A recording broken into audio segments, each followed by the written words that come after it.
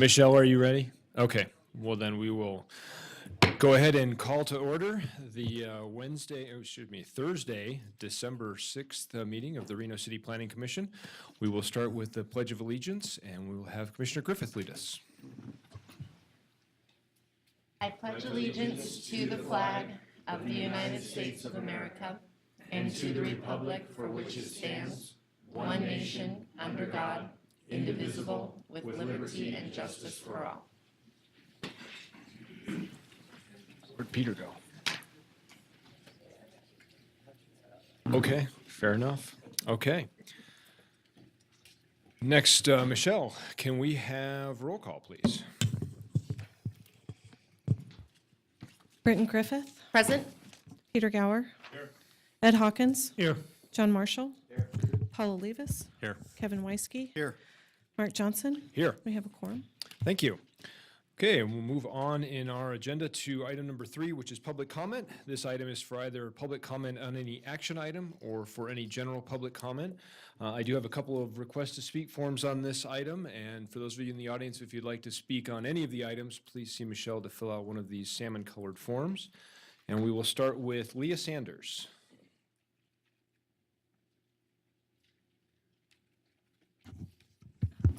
Good evening. My name is Leah Sanders. I'm a resident in Ward 5 of Reno, and I came to express my gratification for a great lesson in government during my evolution in attitude toward ADUs.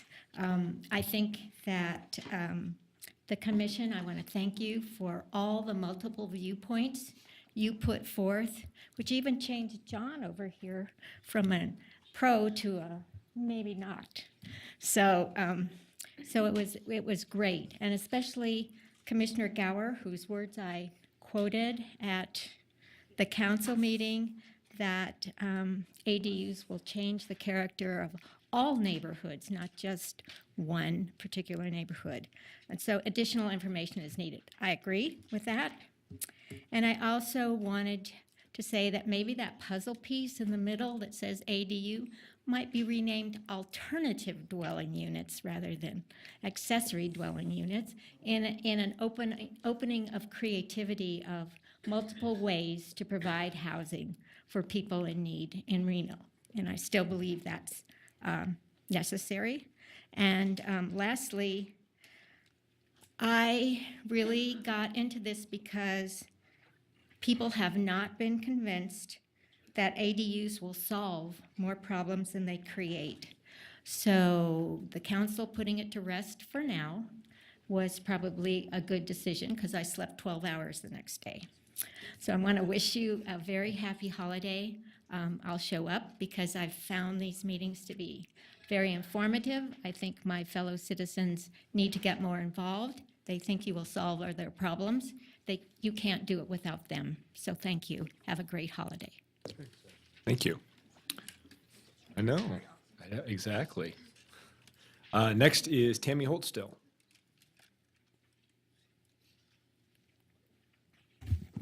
Tammy Hillsdale, Lemon Valley Swan Lake Recovery Committee. For the record, the water's still there. I'm still here. I start off with today. First of all, as you saw, I'm by myself. Both my cohorts have gotten sick, so hi, I know you're listening. Anyway, well, I was at Regional Governing Board today. Mr. J, who represents the Washoe County School District, very loud, very proud, went up there and started talking about why the golf course is the best place for the new high school. And one of his things he was saying was the fact that the North Valley's high school is overcrowded. Now, I know when and other projects have come up with development within the North Valleys, we have brought this to your guys' attention. Now, that was an official finally saying it, even though I know you guys have been told differently through staff and staff from the county side, the school district, but it's on the record. So it's out there. That North Valley school is overcrowded. So putting more development in to create more overcrowding, I don't think the right thing to do. So I wanted to let you know that. I think it's important to keep it on your your little checks and balances of what's happening. And keep up the good work, you guys, and we will see you again. Thank you. Is there anyone else that would like to make public comment under this agenda item? Seeing none, I will close public comment, bring it back to the commission for the next item on our agenda, which is approval of the minutes from the Reno City Planning Commission meeting on Wednesday, October 17th. Commissioner Weisky, so moved. Okay, I have a motion for approval. Looking for a second. Commissioner Gower, I'll second. Okay, thank you. I have a motion and a second. Any further discussion? All those in favor? Aye. Aye. Opposed? Abstentions? And Councilmember Griffith will abstain. I was out of the country. Commissioner Olivas, I'll abstain too. Okay, thank you. So motion to approve passes. Moving on to item number 4, item number 5, City Council Liaison Reports. I have nothing for you from Councilwoman Duckus tonight. Okay, thank you. Okay, so we will move on to item 6, public hearings. And we'll start with item 6.1, which is LDC 19-00015, Sonic at Neil. We'll start with a presentation from the applicant. Good evening, Commissioners. Excuse me. John Krompatik with KLS Planning, representing the applicant. I'd like to go through a few slides, and then, of course, we can go into Q&A in a lot more detail with staff involvement. Could you turn the lights off on the front of that? Can everybody see that okay? Excuse me? Do we have a wireless mic here? Seriously? Okay. It would be helpful, but that's okay. In summary, there are the request, the drive-through operation under the SUP, extended hours of operation. We're going a bit past 11 o'clock, as you see in the conditions of the staff report. The reduction of FAR in the Convention Regional Center from 0.33 to that proposed, and then adjacent to Coral Academy High School is the commercial development request, because we're within 300 feet of that. There's the site to give you a little bit of context of surroundings with some labels. Again, Coral Academy on the east side. Basically, you can see a lot of retail and a lot of commercial in all directions around the site. There is the site in the context of the current master plan. I still call it the new master plan because it's new after several years of all of our involvement in shaping it. That is suburban mixed use, the sea of SMU in all directions around the property. Similarly, on the zoning, CRCMU, that is a Convention Regional Center. Notice across the street, one parcel to the south, is the break between the regional center and the transit corridor, which in my view, and you're going to hear me call this the transit corridor a lot this evening, they're one and the same in the context of my conversation, but that is immediately across the street to the south. There is our approved site plan from staff. We worked diligently. There's a couple things I'd like to go on in a bit of detail, because I think this is what really drives some compliance to the TOD standards. Look at access. Important issue with staff, really important. And we, at one point, because we have quite a bit of frontage there with 2 parcels, suggested 2 accesses on Virginia Street. They said, no way. Forget the standards. Those are important, right? Driveway spacing standards, city and RTC. But the key was a TOD element, so we wanted to reduce the emphasis of access on Virginia Street.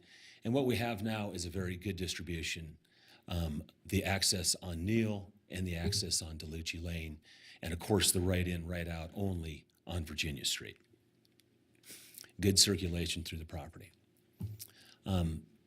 Here, I wanted to touch on just to block out space and look at conceptually what the TOD design principles really mean. And if you look at all TODs, what you really have is buildings to the street, which we just blocked out in that red space, and a streetscape with a big wide corridor adjacent to it. So we've managed to accomplish that. We did it by way of putting the outside patio out there for the Sonic, which is the primary seating for the business. There will be no seating inside the Sonic building to the east. And then in that phase 2, or in the extension of the property to the south, the commercial restaurant, that is now restaurant and retail combined. We had to work it a little bit so that we don't exceed the TOD parking standards. And then what you have is that big streetscape corridor, which I think makes a big contribution to satisfying those design elements in the TOD. Some of that is about 5,000 square feet. Here's a zoom of that area. So now I'm looking at just the patio at the north there, blocked out in the red rectangle or triangle. But again, to try and make it work in the context of these standards, we put the patio there. We have indoor and outdoor dining. There's a lot of seating there. And then the streetscape and a wide sidewalk adjacent for the entire frontage of the street. Also have ADA bathrooms in that outdoor seating area because, again, that's going to be the primary seating area. Here is our architecture, so the one on top. West, of course, is looking at it from Virginia Street. You see that little brown pony wall that screens the seating area, but again, a nice environment for drawing pedestrians and people to very much to the front of the street there. On the east, that's just the flip side of it, looking westerly. There's the north elevation. Again, you see the little outdoor seating area, and then similarly on the south. So with that, I have a lot of detail about FAR and TOD policy. Wanted to focus on the site design, where we're at with the parking, and the kind of the primary request, and I'll leave it for questions from the commission following staff. Thank you. Thank you, John. We'll call you back when we have our questions. We'll follow with a presentation from staff. Kyle, welcome.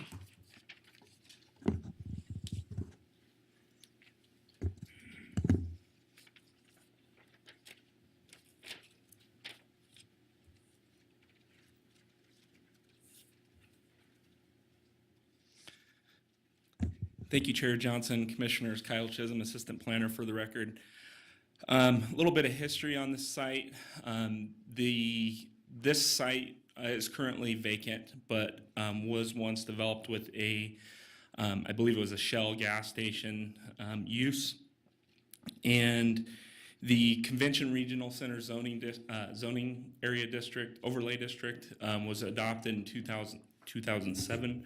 Prior to that, it was this whole area that is currently under the regional center zoning was zoned AC along Virginia, arterial commercial. So John gave a good background on what the request is, or a good overview of what the request is. The request from the applicant is to construct a new drive-through facility, a reduction of the floor area ratio from 33% to 9%, and as required by the Convention Regional Center. I just want to clarify that. And then hours of operation between 11 p.m. and 6 a.m. And then it is a non-residential development that is within 300 feet of the Coral Academy School, which is located to the east. A couple of things that I'd like to provide a little bit more context on. John was right when he said that staff worked diligently with the applicant in getting what would be a more auto-oriented use in the drive-through to meet the Convention Regional Center standards. And as John indicated, much of the South Virginia Street frontage, it consists of building and landscape and pedestrian amenities, which is exactly what the intent of the regional center is. Also, they have two outdoor patio buildings located, I guess, north of each of the proposed buildings, and an indoor patio building, which is, as John stated, the primary seating area for the drive-through restaurant. Also, there is another component to the use, which is the car hop. I guess it's a kind of a park and eat type of use, and that's located on the north side of the site against the existing drainage way. Here you can see the drainage way outlined in kind of a brown color. The drainage way is being preserved almost completely, except for the access crossing to the north along DeLucci.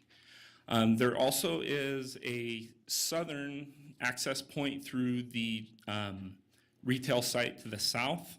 So I just wanted to point that out. So there's actually 3 access points. And the site does provide good circulation based on that.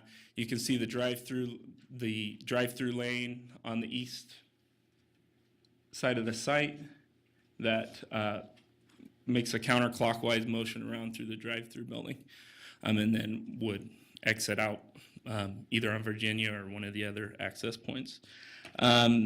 So another component of the regional center is not to have well, in the mixed-use zone in general, I should say, clarify that, is not to have an overage in parking. So the parking calculations matched up exactly with what the proposed uses are. Now, this building to the south is proposed as sort of a shell building at the time. The applicant doesn't really have hasn't really put forward what the uses are going to be. I don't think they know at this time, or maybe they do. But at any rate, it's a mix of retail and restaurant type uses. They've calculated the building at a certain percentage. At time of building permit, staff is going to make sure that with each and every one of these tenant improvements in that building, that the parking calculations match up exactly. That said, the hours of operation for the use, they're asking for 3 a.m. To go till 3 a.m. for the drive-through use, and staff didn't really see any negative impacts associated with that request based on the way the site is designed and the proximity to the nearest residential, which is located to the northeast across DeLucci Lane. It's heavily screened by the site is heavily screened by the existing drainage way and landscaping areas. The applicant did request a modification, and I'm going to bring it up since they didn't bring it up, but they did request a modification of one of the conditions, which is condition number 7. And I'll talk about that a little bit. This is the proposed, I guess, staff written condition modification that during our discussions, that the applicant wanted the ability, this condition, the current condition as written in the staff report, identifies a reversion to acreage as being necessary to combine the 2 parcels. After our discussions, staff agreed that it would make more sense to let them decide what's best for the site as far as the mapping mechanism. There's a variety of different methods that would work in this case. Well, not a variety, basically 2, either a boundary line adjustment or a reversion to acreage. So staff wanted to leave that open for them as long as the site still meets code, then we didn't have issue with it. So that's the proposed language should the Planning Commission decide to accept that and at condition 7 as written. That said, this was scheduled to be heard by the Ward 4 NAB on November 6th and was canceled due to a lack of quorum. As usual, we posted the project documents on the website for the NAB members and the public. I didn't receive any comments related to that. I did receive one phone call from a neighbor that was in general support of the project. And that concludes my presentation, and staff can make all the findings based on what I've just discussed, and I'll be happy to answer any questions you may have. Okay, thank you, Kyle. We'll let you know. Mr. Chairman, since I didn't use all my time, could I introduce Taylor Kane? She's the owner of Sonic. She wanted to have a few minutes with the commission. Is that appropriate? Oh, we should, At this point, well, I haven't opened it up, so I would allow just a couple. Thank you very I'll- much. I'll do that. Thank you. Thank you so much. I appreciate it. I just want to take the time to introduce myself, put a name to a face. I know Sonic sounds like a big corporate name, but really to me, it's our family business. My brothers and I own it. We've been in the Northern Nevada market for around 20 years. We're really looking forward to continuing the growth of our business, supplying jobs, and taking an empty lot and making a very great site out of it. That's all I wanted to say. Thank you. Thank you. Okay, before I open this up for public comment, I'm going to bring it back to the commission for disclosures. I'll start with Commissioner Weisky. Thank you, Mr. Chairman. I visited the site and I spoke with the applicant's representative. Commissioner Hawkins, as did I. Commissioner Gower, as did I. Commissioner Johnson, as did I. Commissioner Griffith, as did I. I visited the site. Commissioner Marshall. Commissioner Olivas, I visited the site and spoke with the applicant's representative. Okay, since this is a public hearing, I will open this up for public comment. Michelle, will we receive any requests to speak on this item? Not for this item. Okay, is there anyone in the audience who would like to make a comment on this item? Seeing none, I will close public comment, bring it back to the commission for questions. Who'd like to get us started? Commissioner Hawkins. Thank you, Mr. Chair. This question goes for John. We spoke about that shell building and why it should be have equal weigh-in for the SUP. And I'm just curious, are we still standing by what we're going to do here for Sonic as well as a shell building? we accepted the condition on delivering that building in the short term, right? Is that what you're asking me, sir? That's correct. Yeah. And so they understand that they got to deliver a building very quickly. The negotiation there was that, you know, if it's corporate real estate, it usually takes some time to work out those deals. And so they want to get Sonic permitted and then go ahead and move forward with the committed second part of this. Thank you. Thank you. Additional questions? Comment or Commissioner Hawkins? Thank you, Mr. Chair. One more question, and this is for staff. We're always talking about these restaurants and stores never have enough parking. Why do you get or go after somebody like this who wants to, you know, I mean, you've equaled out what's there for 55 parking spots, but what if he had 60 or 70? Why would that affect everything so greatly when half the town doesn't have enough parking?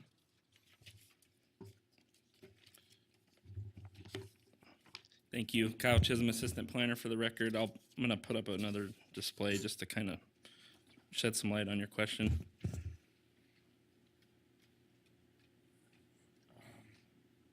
Sorry.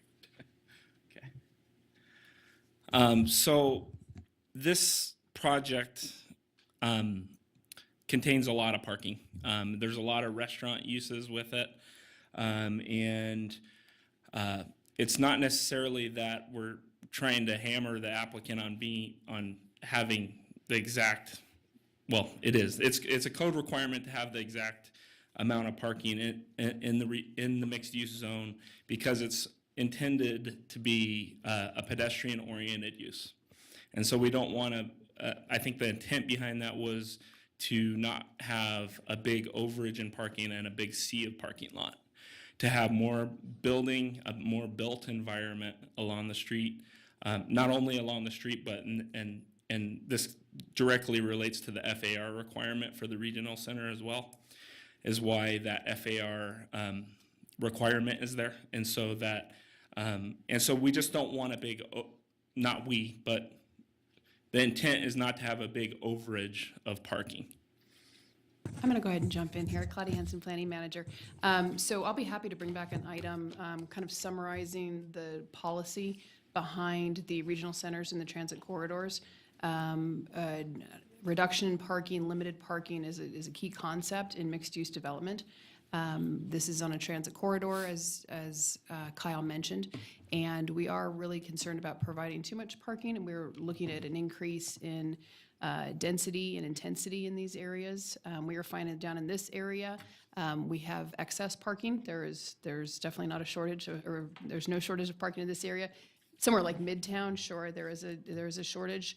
If you look strictly at square footage of restaurant to the number of parking spaces on site. However, in Midtown, you'll see that it's a thriving area because of that.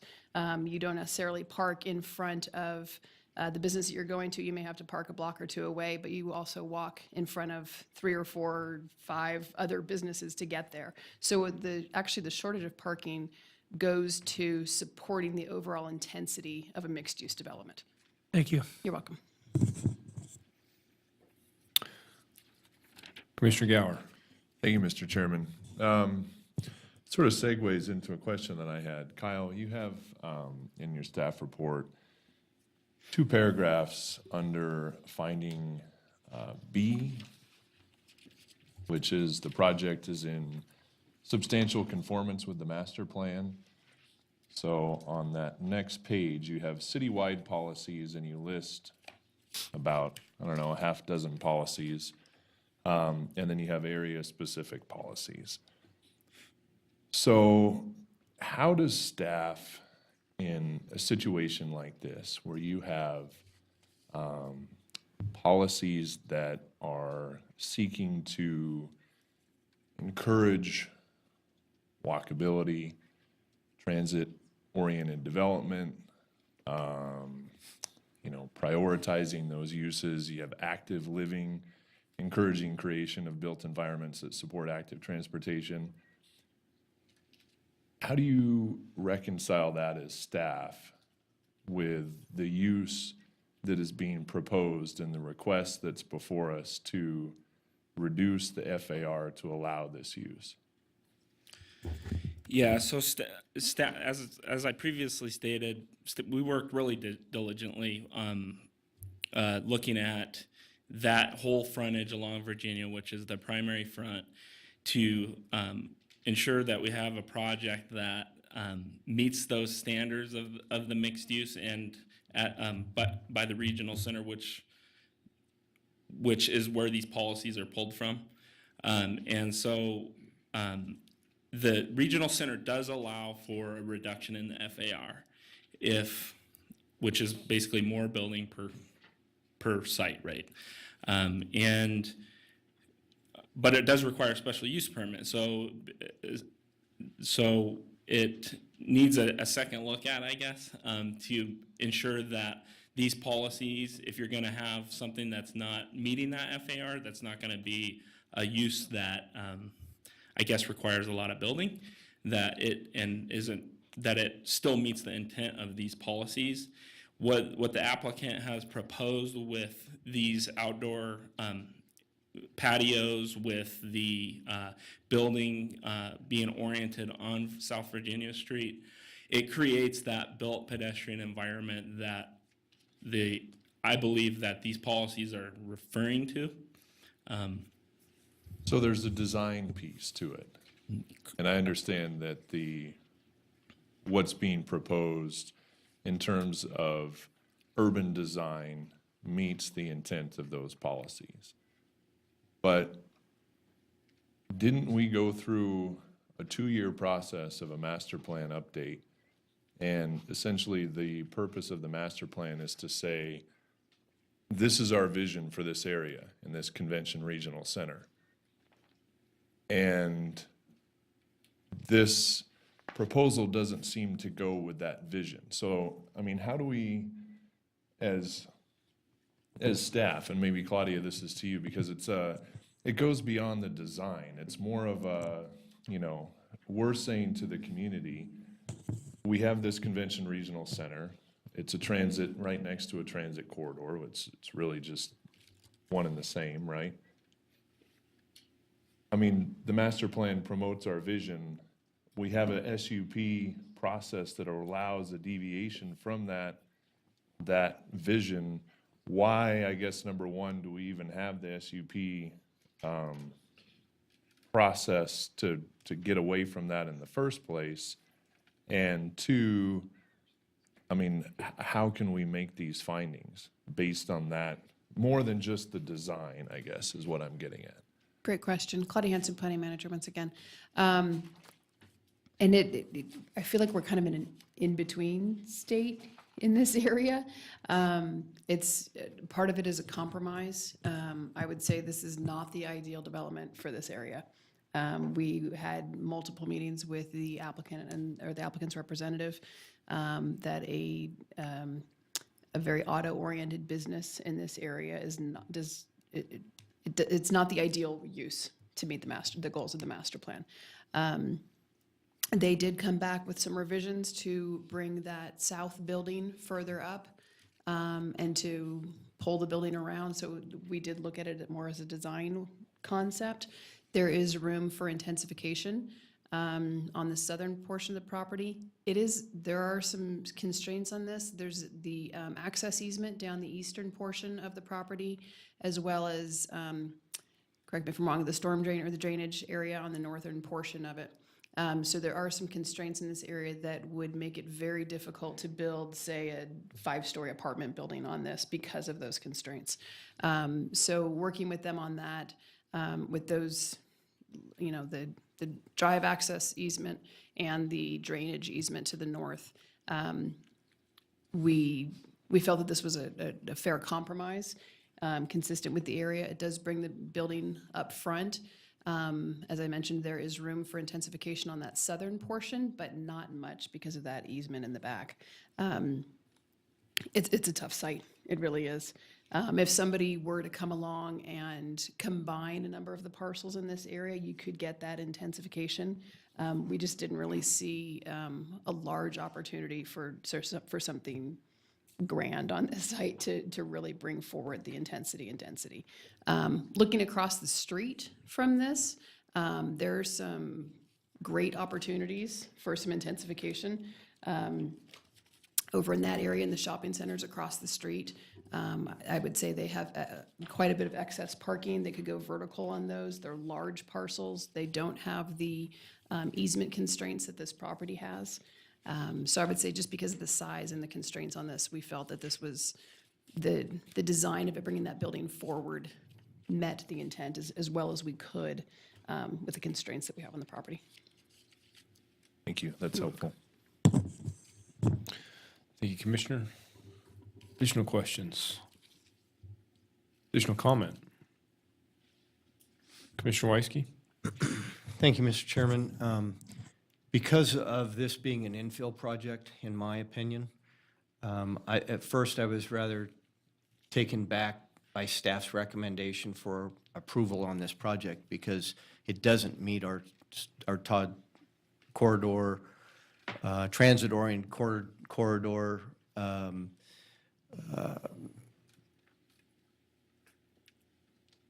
master plan, I just lost a word, I'm sorry. Policies. Because of the parking, why are we putting a drive-through, which we have in the past? We have said no to, I believe it was a Starbucks quite a few years ago because they wanted a drive-through. I remember a bank that had to change some things around, not on this lot, not in this corridor, but in areas similar to this because it just wasn't appropriate. But I looked at the area as a whole and it fits in with the area. I looked at the older chain restaurants that are in the area and they appear to have shared parking. And when I saw this building to the south, it kind of made sense to me of, okay, this must be where staff is going. And after a conversation with Kyle, it kind of supported my thoughts. The one thing that I was glad to see, and I want to give a compliment to staff, is condition number 8. And that is condition number 8, prior to the issuance of prior to the issuance of the business license for the Sonic restaurant, the applicant shall have a building permit approved for the construction of the shell building. As we heard the applicant's representative say just a few minutes ago, it takes a while to get apparently a franchise and their drawings and so forth and to happen. So based upon the applicant representative's statement, I would hope that maybe the shell building would be built first and there wouldn't be an issue of whether or not or when that retail building gets built.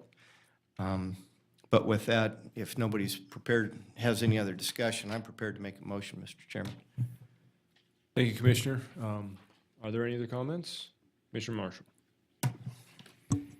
It is tough to find that a drive-in restaurant, drive-through restaurant with a car hop is transit-oriented development. It's kind of a cognitive dissonance. But, you know, we have a Cane's across the street. We've got, you know, other type restaurants close by. My fear is that every site probably has some sort of limitation associated with it. So I'm worried that this sets a precedent that if we were to say yes to this, you know, use within a Todd corridor, are we going to be able to say no to really non-transit oriented development within the areas that we care about? I agree that this is kind of south, you know, particularly of the convention center. So it's maybe on the fringe a bit, but we're still trying to reach, you know, the policies that Commissioner Gower pointed out on page 5. And so this is a tough one. I don't, you know, I'd be interested in hearing the rest of the commissioners feel, but are we making the right balance here between the type of use, which is clearly auto-centric, and what I worry about is in, you know, 6 months out of the year when it's not sitting outside weather, you know, for half the year, where do people go other than in the drive-thru or in their cars, sitting outside? And so it is, I'm wrestling with this one. Thank you, Commissioner. Additional comments? Commissioner Gower? Thank you, Mr. Chairman. Commissioner Marshall, I'm on the same page. I mean, fundamentally, I think there's two issues for me. Number one is that we have these master plan policies and we allow a reduction in FAR through a special use permit. So why have the policy in the first place if we're going to allow that reduction? And that's just something that we need to reconcile as a city because it sends mixed messages to applicants who are looking to redevelop parcels like this. So that's number one. Number two is, you know, I agree. I mean, you look at this area and it's not the, you know, what you see in planning literature is a transit-oriented development corridor. It has a lot of the types of uses that are being proposed here tonight. But at what point, sort of as Commissioner Marshall was getting to, are we going to say that, no, we really have these policies in the master plan, and this is, as a city, what we're going to support? So it's kind of like, where do you draw that line? And for me, I'm not sure that, you know, I don't feel comfortable moving forward with this in a TOD in a center. It's transit-oriented development and a drive-through that's a great business. I'm totally on board. It's a fantastic business. It's the location consistent with our master plan. So that's what I'm reconciling, and I'm not there yet. So Commissioner Weisky, if you make a motion, I'm not going to be voting with you, unfortunately. Commissioners, additional comments? Commissioner Hawkins? Thanks, Mr. Chair. The one thing I've got concern with is that shell building. I just can't get rid of that. That's also going to be under the SUP. So that everything there is under the SUP, and I've got some problems with accepting that shell building as far as it being under the same auspices as the Sonic. It's going to be part of the SUP, and I've got a problem with that. Commissioners, additional Commissioner Gower? Commissioner Hawkins, in what sense? I mean, I think isn't the purpose of that is to assist with the FAR and provide more intensification of the site? Yeah, but I was looking at it taken away from Sonic. That's the whole thing. I thought the SUP was strictly for building Sonic and its driveways, parking and all that. Then when I read about the Shell building, and that's also covered under the SUP, that's where I have a problem with it. Commissioner Hawkins, I think I'll weigh in on that a little bit. I think the interesting point for me is that the way that this project has become palatable to staff is the fact that they have added the square footage for that building to increase the FAR and then conditioned it such that that has to be applied for permit for construction before they'll allow the Sonic to open. So in my mind, that building being a part of the special use permit is the only way that staff could make the findings. And I think if that was separated out or if it was in some way parceled off separate from that, staff wouldn't even be recommending it because we would have just a completely auto-centric project in the TOD. I appreciate the discussion that we've had this evening because I think it's definitely, interesting with respect to should we allow, as Commissioner Gower says, it's a policy that we put it in place and then we allow a special SUP to work its way around it, which then it comes to us and we get to weigh in. So I think this is the point of the discussion that we need to have. The interesting thing that the applicant pointed out is that this is the furthest south parcel almost of the convention center. And after that, we move to, the South Virginia Street, which I believe the policies are relatively the same, but there's a little bit of a different context when we're looking at the South Virginia transit area from Convention Center. Kyle, am I incorrect in that? Yeah, just for a couple reasons. Kyle Chisholm, assistant planner for the record. So just south of that, just south of Neal Road, there is no FAR requirement. There is no hours of operation requirement, literally right across Neal Road.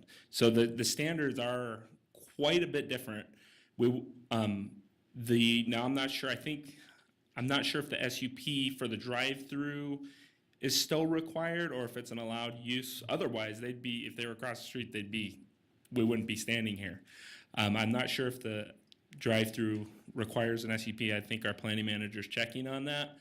But yeah, they're quite different. Okay. Thank you. So I guess that hadn't really been something that I had considered when I was looking at it, and the fact that I was reading this as all of the conditions that were part of the convention center, and we've had a number of projects come before us in that area where we are definitely looking at an intensification for reasons beyond just the transit. I think it's a citywide policy, and looking at it, I look at this site and I think about the area, and we've mentioned some of the other facilities that are there and how this is kind of similar to those, and maybe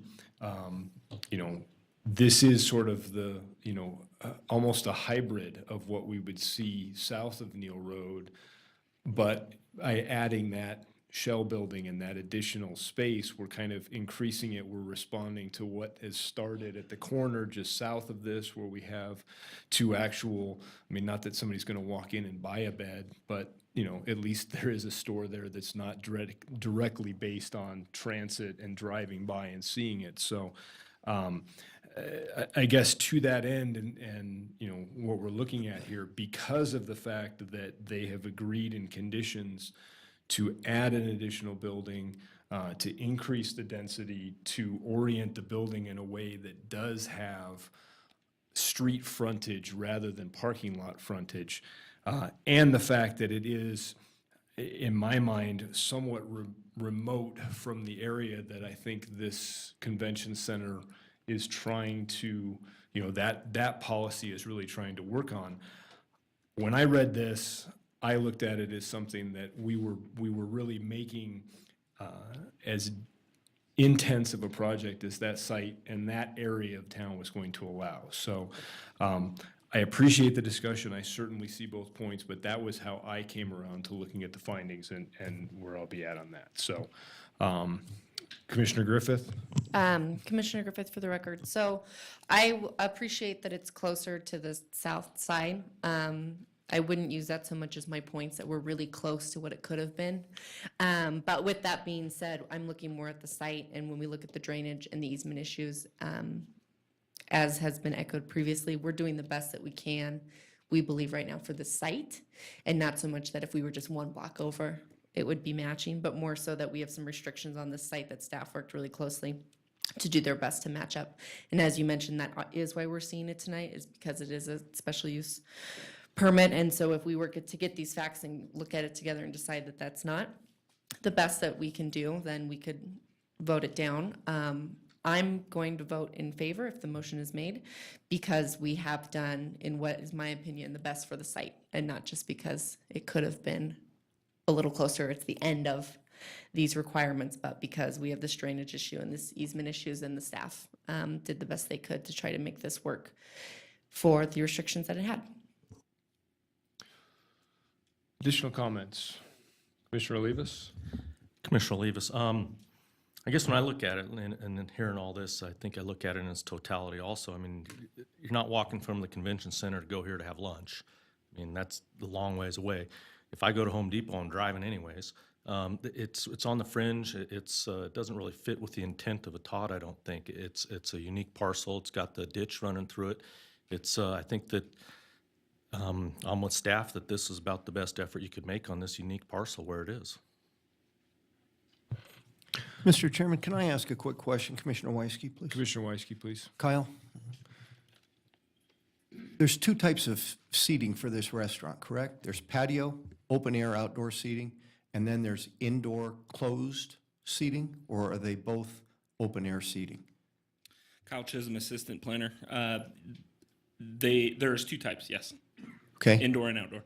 So, on the street. So if this were any other restaurant, it would be allowed in the Todd corridor, and you would have some people who would drive to it, and you would have some people who would take some other form of transit to get here, correct?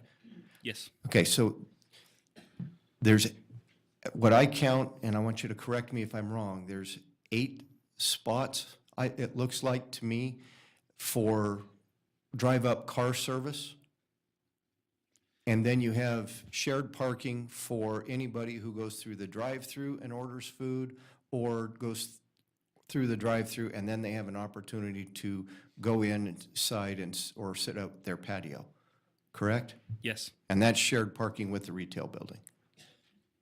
Yes. Okay. Well, the retail and commercial component has its own requirement. So, but yes, it is a shared parking lot. Okay, I mean, once it reverts or they do a boundary line adjustment, it's all going to be one parking lot for them, right? Yes. Okay. No other questions? If I could jump in really quick there. In that discussion, and I should have brought this up with Kyle earlier, it just reminded me of the Dutch Bros site across from the convention center. And something that Planning Commission put on there as a condition is that there would be a walk-up window. And that was something that helped guide it more towards a pedestrian environment. And they do have a walk-up window at that Dutch Bros. I don't know if anybody goes by, there's a line at that walk-up window. And I don't know where they're walking from, but there is a line there every time I go by. But just something that came up during the discussion during that drive-through facility, something you may want to consider on this. Yeah, if I could jump in and provide some clarification. The applicant has indicated that I guess indoor patio building does have an ordering capability, so they will be able to walk up and order from this building. They plan on having menu boards in that building, and it's kind of a similar thing to the car hop where they will order from that building and then the staff will bring the food out. Mr. Gower. Thank you, Mr. Chairman. Last comment from me. If, as a city, I'm still not on board with this, because regardless of whether it's on the boundary, technically it's within the convention center. if this is the kind of development as a city that we want in this area, then we need to amend our master plan. Because we're sending mixed messages to the community and to the development community that we have a master plan, but it's really not what we want. We're okay with, something else. So I think as a city, we need to be consistent of our messaging to the community. Thank you, Commissioner. Any further, Commissioner Marshall? Question for Claudia. Fundamentally, when we get to the special use permit, and then they seek a reduction in FAR, and it then becomes, you've described it as a negotiation. And I just want to make certain that if you're comfortable that there's enough differences between this situations and other ones we might find further north, that this will not serve as a binding precedent that you feel will constrain your negotiating space in future similar circumstances. I don't believe it will bind us. I think this has very unique characteristics to this site. The applicant was willing to change the design to bring that dining and ordering area up towards the front, or to the front of the property, as well as the shell building, as it's being referred to, on the south side that got wrapped around to bring it up onto the adjacent to the street. So I believe that the way with the redesign, it does give us, or it doesn't bind us or set a precedent for future projects.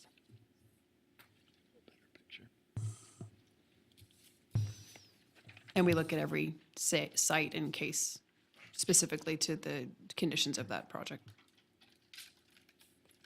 One last comment. I agree with Commissioner Gower that what we've done really is now kind of force this odd negotiation as a result of the special use permit and the possibility for reduction in FAR, which really is inconsistent with, to some degree, some of the city policies that we have. But that's the rules that we have. And so it's a little, it puts the applicant in a difficult spot, and staff, I think, in terms of trying to figure out, well, then what is sufficient to get a reduction in FAR?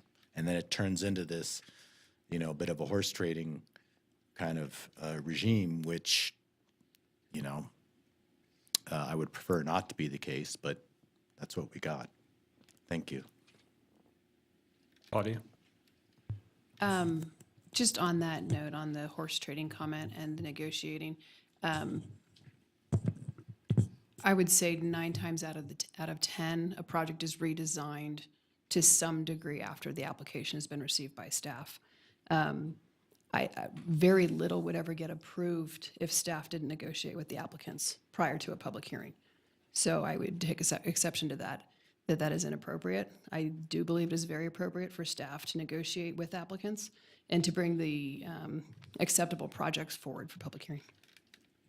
If I could just respond to that. I was not suggesting that in all cases that negotiation, that kind of horse trading that I'm very familiar with is inappropriate for applications generally. But if we have a requirement like FAR that is critical to the underlying policy, my preference would not be to have that be subject to the SUP and then a reduction. But that's not what the regional plan or the code says. So there we go.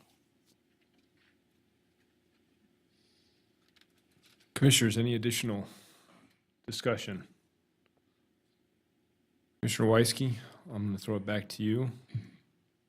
Thank you, Mr. Chairman. In the case of LDC 19-00015, Sonic at Neal, based upon compliance with the applicable findings, I move to approve a special use permit subject to the following conditions, and I can make all of the findings. Yeah. And I would like to include the revision to condition number 7 as presented by staff tonight. Thank you, Commissioner. I have a motion. Do I have a second? Commissioner Griffith, I'll second. I can make all the findings, including the location to alter the condition number 7. Thank you. I have a motion and a second. Any further discussion? All those in favor? Aye. Aye. All those opposed? No. No. Okay, by my count, I have 4 votes for, Commissioner Weisky, Commissioner Johnson, Commissioner Griffith, and Commissioner Olivas, and 3 votes opposed, Commissioner Hawkins, Commissioner Gower, and Commissioner Marshall. So motion carries 4-3. The commissioners voting nay need to State their just state reasons. the findings they can't make? I guess for the record and moving forward, that would be a good idea. I'll start with Commissioner Hawkins. Turn your mic on, please. Commissioner Hawkins, B is my finding I can't make. Substantial conformance with the master plan. I can't see it. Commissioner Gower, same. Commissioner Marshall, same. Okay. Thank you, commissioners. I gotta read the appeal in.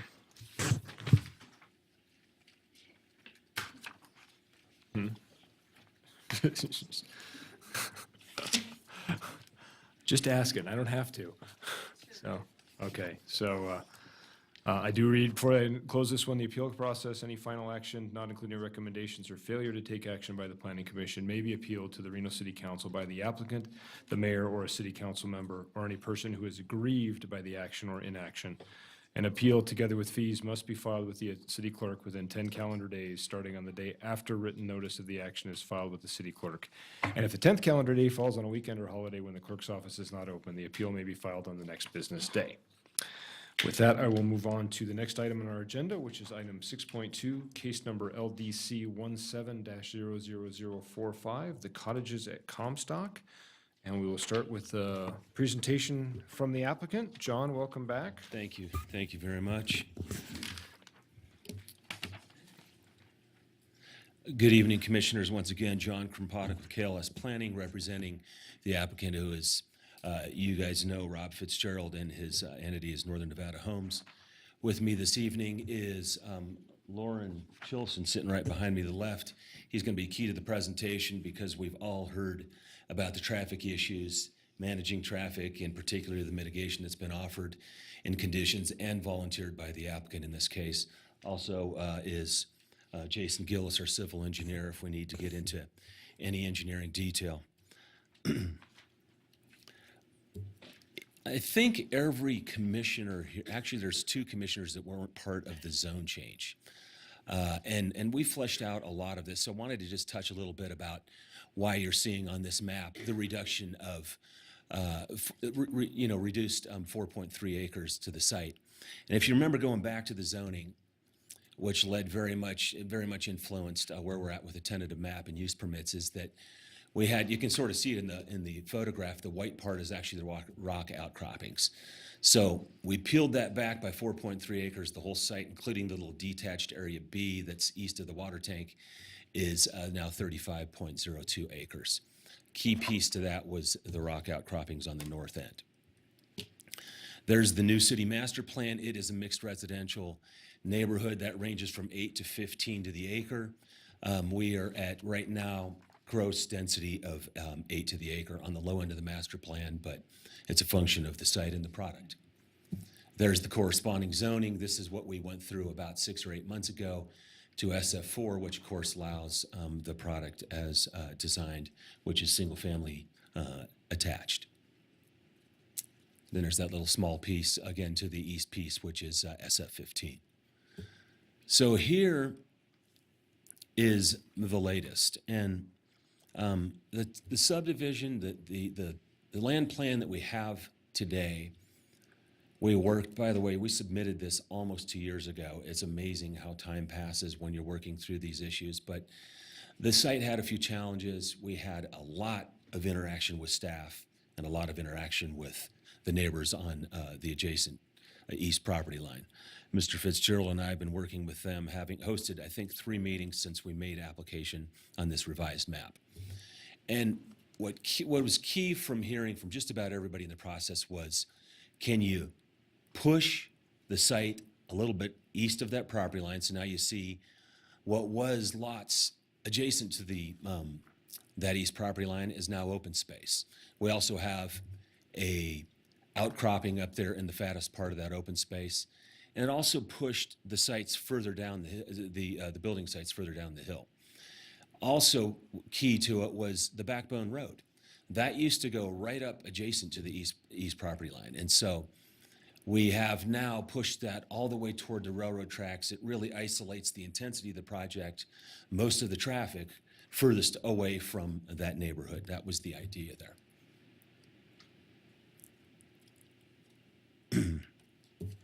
There is the cross section. So you can see I have it noted on there in kind of the middle of the page where it says cross section A. So visualize this. This is fairly typical of what's going on that property. Again, high point on the east property line, almost at the edge of the page. And you can see that where I think we probably made the biggest progress was regrading of the site, particularly with the product, which is now hillside adaptive. So it sits in there very conforming to the natural terrain. John, can I interrupt? You can use your pointer or the mouse as your pointer. That's true. Oh, thank you. I'm always looking for a laser pointer. So again, there's that east property line. There's the main road now. And then there's the property line down by the spur track. There's a product in plain elevation view, and then there it is in three-dimensional. You can see nice, varied, single-family attached type of housing product. Staff touched on this, and just in my mind, the simplest way to look at the slope is what's the color primarily?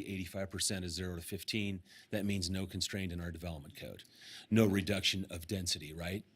The yellowish part, which is just a spattering of it, there's about 10% of that. That's 15 to 30% slope.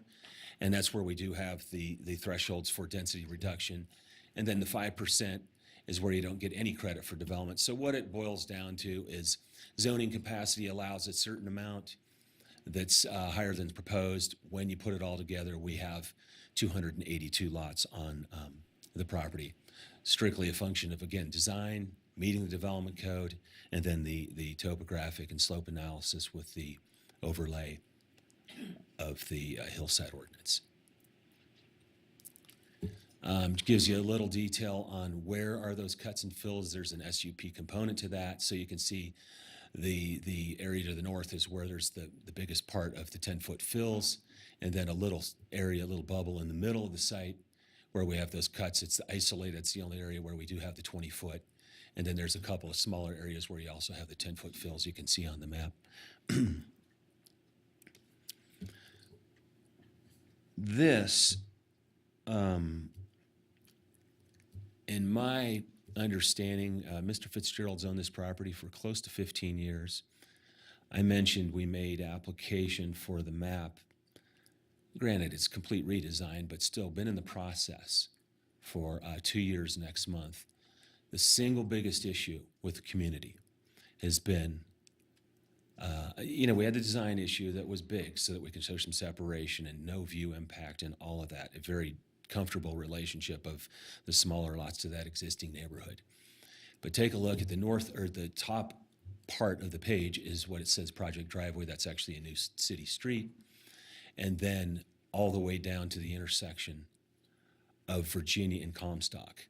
So Lauren's going to take it over here in a few minutes, but I've been part of the discussions and the commitments with Mr. Fitzgerald in this process. And we had to make a clear commitment that there's going to be a nice collector street improvement for that entire stretch, which is about 2,000 feet long, all the way down to the intersection of Virginia, up to the project entryway. We have the Sharrows, which is a perfect fit for it because you just coast down a hill from the project entryway into basically the university property. On the North Hill side, on the northbound, you have a bike lane. We have sidewalk 4 to 8 foot wide for the entire stretch. There's a lot of it missing now. Mr. Fitzgerald had to acquire some easements through one of the properties, and we know that we have enough right-of-way to make all of that work. I trust you're going to hear from people. I hope that they are supporting and endorsing and echoing what I'm saying here because it was such a big deal to them, and I can promise the commission that I think we got there with them. So there is the cross-section, what I described, but you can see it in a different perspective. Again, the 4 to 8 foot, looking on the left side of the sheet, 4 to 8 foot wide sidewalk. the travel lane with the Sharrow, and then the bike lane going uphill. If I was ever going to suggest that you hold this applicant accountable to a commitment, remember, he said for the longest time, the product here was, and he's had a hell of a good vision, I think, is that you have this smaller lot single family. Your market is going to be largely tied to the university students. It's a giant employer. And we're going to have a lot of bike and walk-ins. So this is where he's made that commitment, and I think he's delivered on it honorably. Here's the other piece, and again, in our last meeting, which was about a month ago, with I think about 15 people from the community showed up. What was really important to them, and this is where you just figure it out. There's a lot of people said there's really been an issue with northbound right turns, that drop lane from Virginia Street onto Comstock. So we have committed to putting in that drop lane. Obviously, that involves some regulatory review, right? RTC and the city here. But it's absolutely the right thing to do operationally, and you're going to hear from Lauren about getting into the weeds there. The other was the separation of the lanes. You look at south, we got the left turn arrow, the through, and the right. It separates the traffic and really frees up the operation of that intersection. So with that, of course, I'll wait for questions from the commission, and then I'm going to turn it over to Lauren. Thank you very much. Good evening, Lauren Shilson, Traffic Works, and I'll just hit a few of the highlights on the traffic items and show you how we're proposing to manage traffic and bicycle and pedestrians as well. So first, just a little bit about the project intensity. You might recall, as John mentioned, there was a rezone back in that original zoning. The zoning would have allowed for between 3,000 and 3,500 daily trips out of that project area. The current zoning would allow about 314 housing units, or just a little under 3,000. This project, as it stands today, is proposing just over 2,000 daily trips, 30% less than what's actually permitted by code with the 314 units. So, by the way, the traffic study was prepared at that higher number, so it's also nearly 30% conservative in our analysis. We did complete a comprehensive study covering all the intersections and roadway segments that would be reasonably affected, as are shown in the area there. I just want to hit on a couple of the intersections that have been most noted as we worked with the community. So first, the Virginia and Comstock intersection. We heard over and over again, a right turn lane went away a while back with an RTC project, and the community felt that was a problem, and that operations maybe weren't quite as good as they were.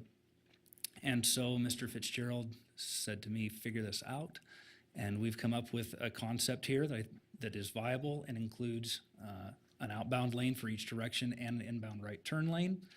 That improvement with the project brings the level of service to just slightly better than what it is without the project entirely, because those additional lanes create the capacity just slightly in excess of what the demand from the development is. So we're basically net equal or just slightly better than without the project. The other one that's intersection that's been an interesting point has been Evans and Enterprise. And just this week, Traffic Works has finished the 50% design plans for a traffic signal at that location under an RTC TE Spot 8 improvement project. That will be constructed summer of this year is the plan, and that improvement will bring that intersection back to level of service D or better with the project, so that is mitigated. John mentioned the sidewalks and bike lanes and the Sharrows. We're using those elements, recognizing there could be some students and faculty and staff that live in the project and choose to travel by alternate modes to the university. That makes sense. So again, bike lanes uphill where you're moving a little bit slower compared to traffic. Sharrows downhill due to the narrow right-of-way width and constraints that we have, but bikes are traveling at nearly the same speeds as cars on the downhill slope, so that's less of a conflict. I believe that's appropriate, and then a 4 to 8 foot sidewalk. Again, there's the cross-section showing that, so improvements for all modes. Those improvements also fit within the concrete panel width at the railroad crossing and between the gates It is a tight fit, but we believe we can make it work. And, obviously, we're going to work with UP. We have to do that through any permitting process. Rail Pros Consultants is on board to help us through that process, and it's being worked out. So, but we believe it can fit. So with those improvements outlined there are no significant impacts due to the project after those mitigation measures. And Comstock as a whole will function with volumes with the project less than policy caps for the roadway, 4,000 ADT on a collector. We're under that number pretty significantly at this point with the reduced number of units. So we believe we've mitigated the impacts, and both John and I or the team are here for questions if you have any. Thank you, Lauren. We'll turn it over for staff presentation. Brooke, good evening. Good evening, Commissioners. Chair Johnson, Brooke Oswald, Associate Planner for the record. A few bookkeeping things to start off with. Condition 45 has a typo error.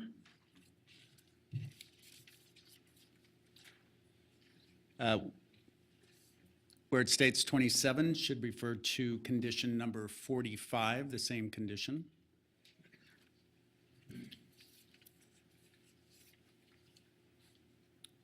Secondly, the applicant did have concerns about one of the conditions. We have worked through that and come up with this wording that the applicant is agreeing on.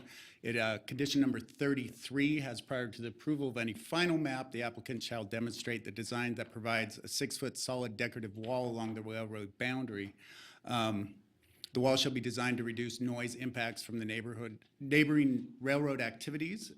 Where those grades adjacent to that railway boundary are over 10 feet in height, a 6-foot metal open view fence can be provided so that we have an open view or maintain that view shed.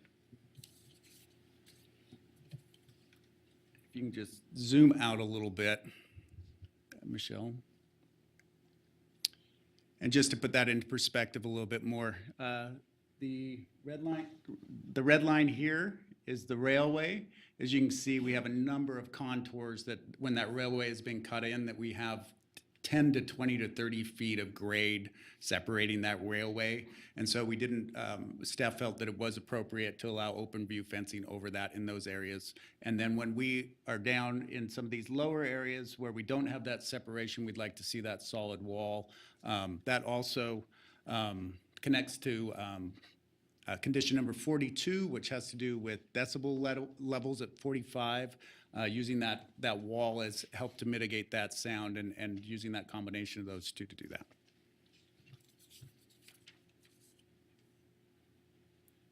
As the applicant's representative detailed, the site was rezoned. There is one portion that I would like to bring to the attention because it is unique within the tentative map.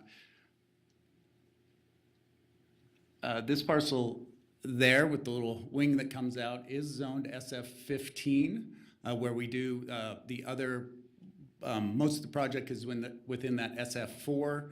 We have a small stretch of SF6 along, which creates that buffer, or the buffer that the applicant's representative mentioned. I'll just to do those two sites again, they were referred to as A and B, and so we're going to be down on that B site, that lower site.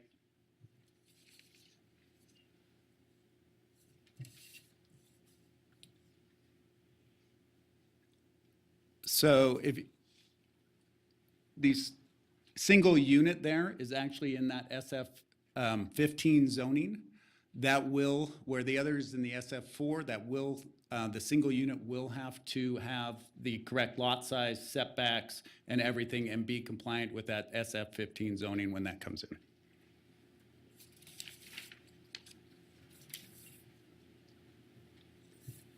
Let's see what's going to be the best way. Let's go north. As the applicant's representative kind of went over the buffering that we have to the east of the existing homes. Also, there is a substantial grade change happening here and additional landscaping along that side, offering additional buffering along there. As you can tell, also to look at is the scale of the existing homes, their building footprint, and looking at, though it is dense, the trios and duplexes that they are proposing have that sort of similar building footprint.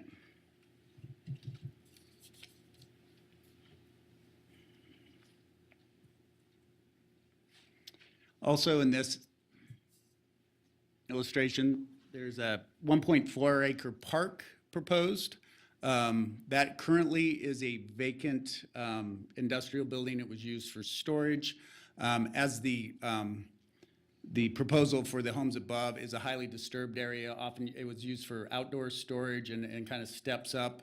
They will be removing that 1.4 acre park, coming into our master plan standard of a pocket park. That park will be open to the public.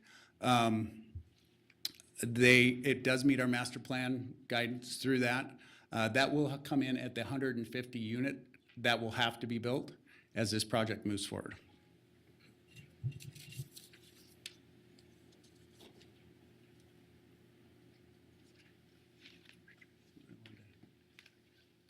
I was going to address here.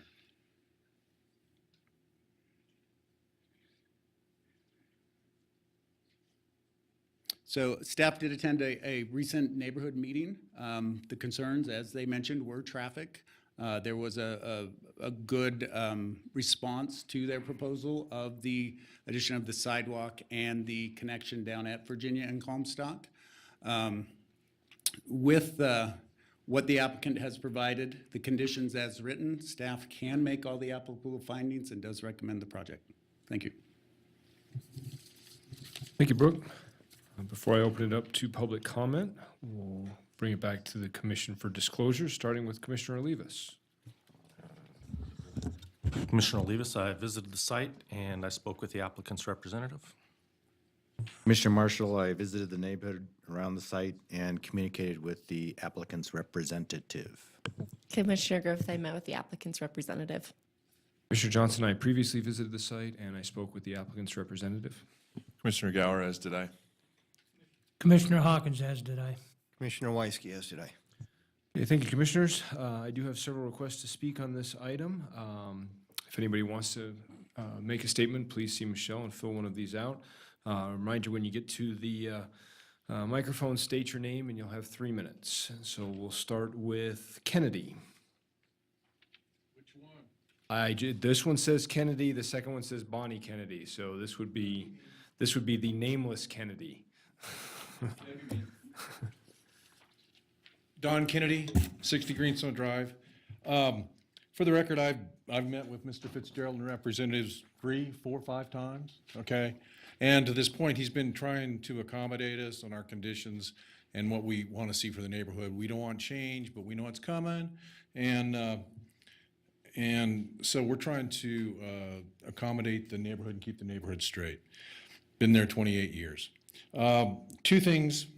You've already spoken to the business of the ingress and regress on Comstock and Virginia. It's absolutely mandatory. It's just dreadful if something's not done about that right turn lane. I don't know how you're going to address people in the bad weather going up Comstock to get to Socrates or going through Achilles and Diogenes to get to Socrates. They're going to take the path of least resistance. And I don't know if that's a planning commission problem, how you address that. I don't know. It's something that needs to be addressed. Speed bumps, I don't know. One thing I want to do, I met with Mr. Fitzgerald on in Area B, SF-15. I discussed with him keeping it not to look like an apartment complex there, since there is no apartment complex on Comstock, and we don't want that piece of land to look like an apartment complex. He's tried to be accommodating in his plan. It's up to the commission and staff to make sure that that has occurred. He assures me that it has. I'm going to leave that to you. I'm not an expert in this. And the other thing is, along that line that butts up against a sewer line road, sewer along Redstone, Greenstone, Brownstone, Silverstone, all the way up. My understanding is, through the meetings, that he was going to put a 100-foot buffer between there and his project. My personal preference would be 150-foot buffer. It's going to be open space. People are going to run their dogs there, recreate, et cetera, et cetera, et cetera, balloon races, et cetera. But one of the conditions, and I don't know if it's in staff report or not, I'm hoping it is, but along that buffer where it backs up against redstone, brownstone, greenstone, silverstone, that there's a mandatory, at least a 6-foot barrier fence to keep the traffic from coming into our neighborhoods unrestricted. Thank you very much. Okay, thank you. Next to speak is Bonnie Kennedy, followed by Kristen Kenner.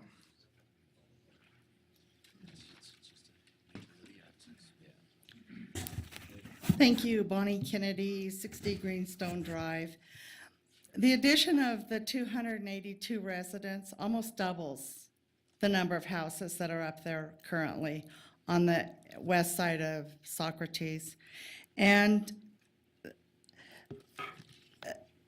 the impacts, the traffic impacts have all been talked about going down Comstock. But in the inclement weather, nobody goes down Comstock. You can ask all of the neighbors up there. We go up and over to Socrates because it's a better road. That road is just not conducive to snow and ice. And most of it is because of the trees. The ice, I mean, it gets plowed, but the ice builds up and the trees shade the north side of the road, and nobody goes down there. So most of these people, we're gonna, like Don said, take the path of least resistance, which will be through these neighborhoods that it's gonna double and triple their traffic for what they have. The intersection's been discussed, and I think it's a good design for that. But the traffic study, to our knowledge, that was done on the north side of the railroad tracks. And that doesn't include all of the people from Boxer, that's south of the railroad tracks, the apartments and the house that's down just north of McCarran, or the daycare center and all of the traffic that comes out of the North University parking lot, which is why the need for the change of the intersection down there. And to our knowledge, that hasn't been taken into the calculations of what Comstock is. And if the people choose to go up to Greenstone, which is the only other route over to Socrates, that road from Diogenes up to Greenstone is a one-lane road at the best if anyone's parked on both sides of the street. You can only get one car through there. So I'd ask that you would take into consideration that not just the traffic going down Comstock, but the potential of the traffic to go up Comstock. Thank you. Thank you. Kristen Kenner?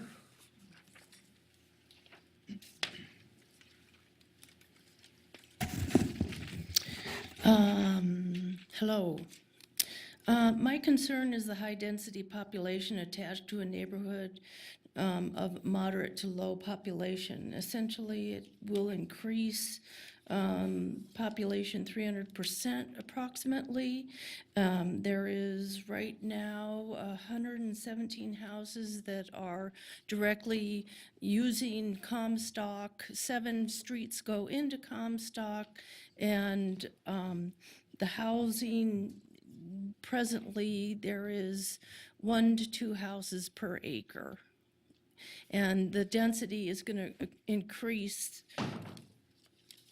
potentially 300%. So these duplexes, if you have 2 people in a house, in a duplex with 1 additional person or a small family, it could increase the population from 600 to 1,000 people that are going on a road that potentially doesn't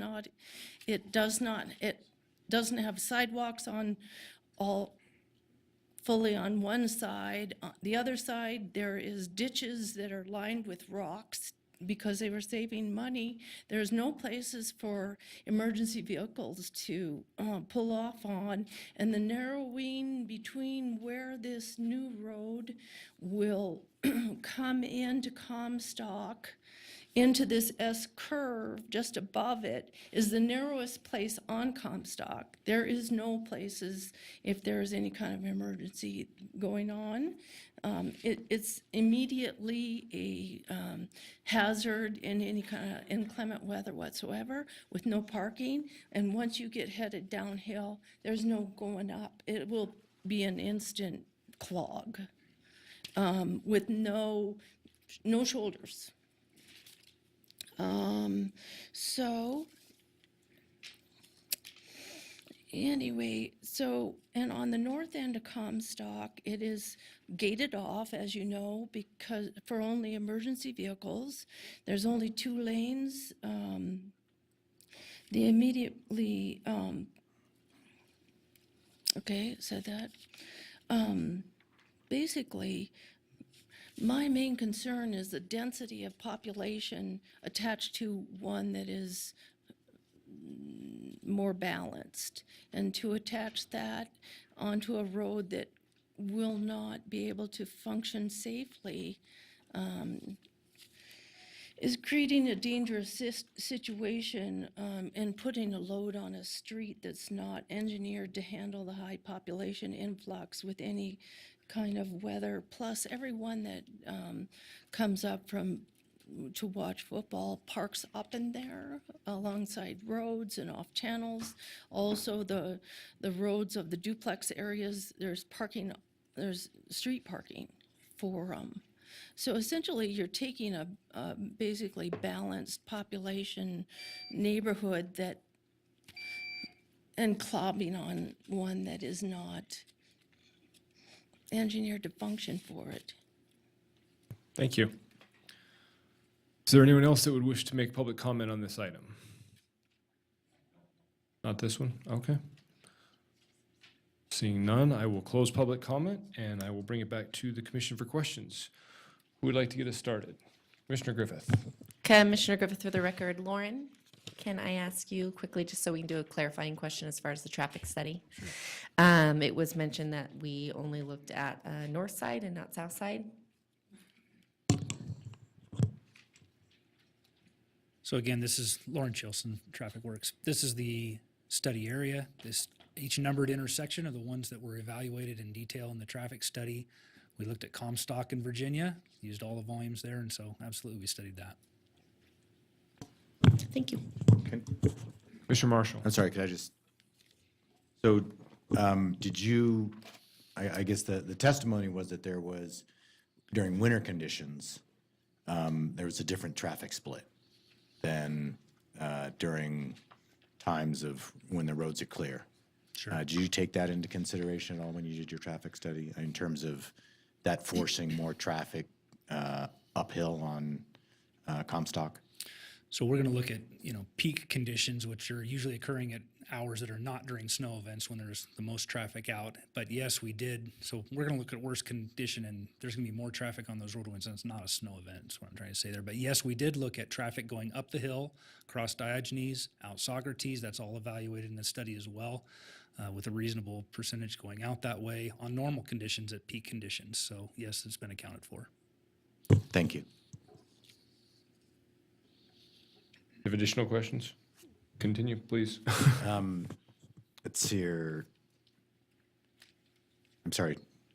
One more for you, actually a couple more.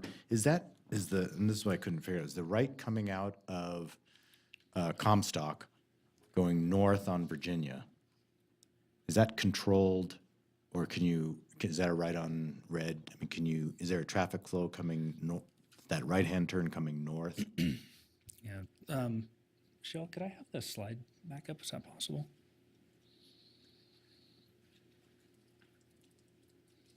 Sorry to do that to you.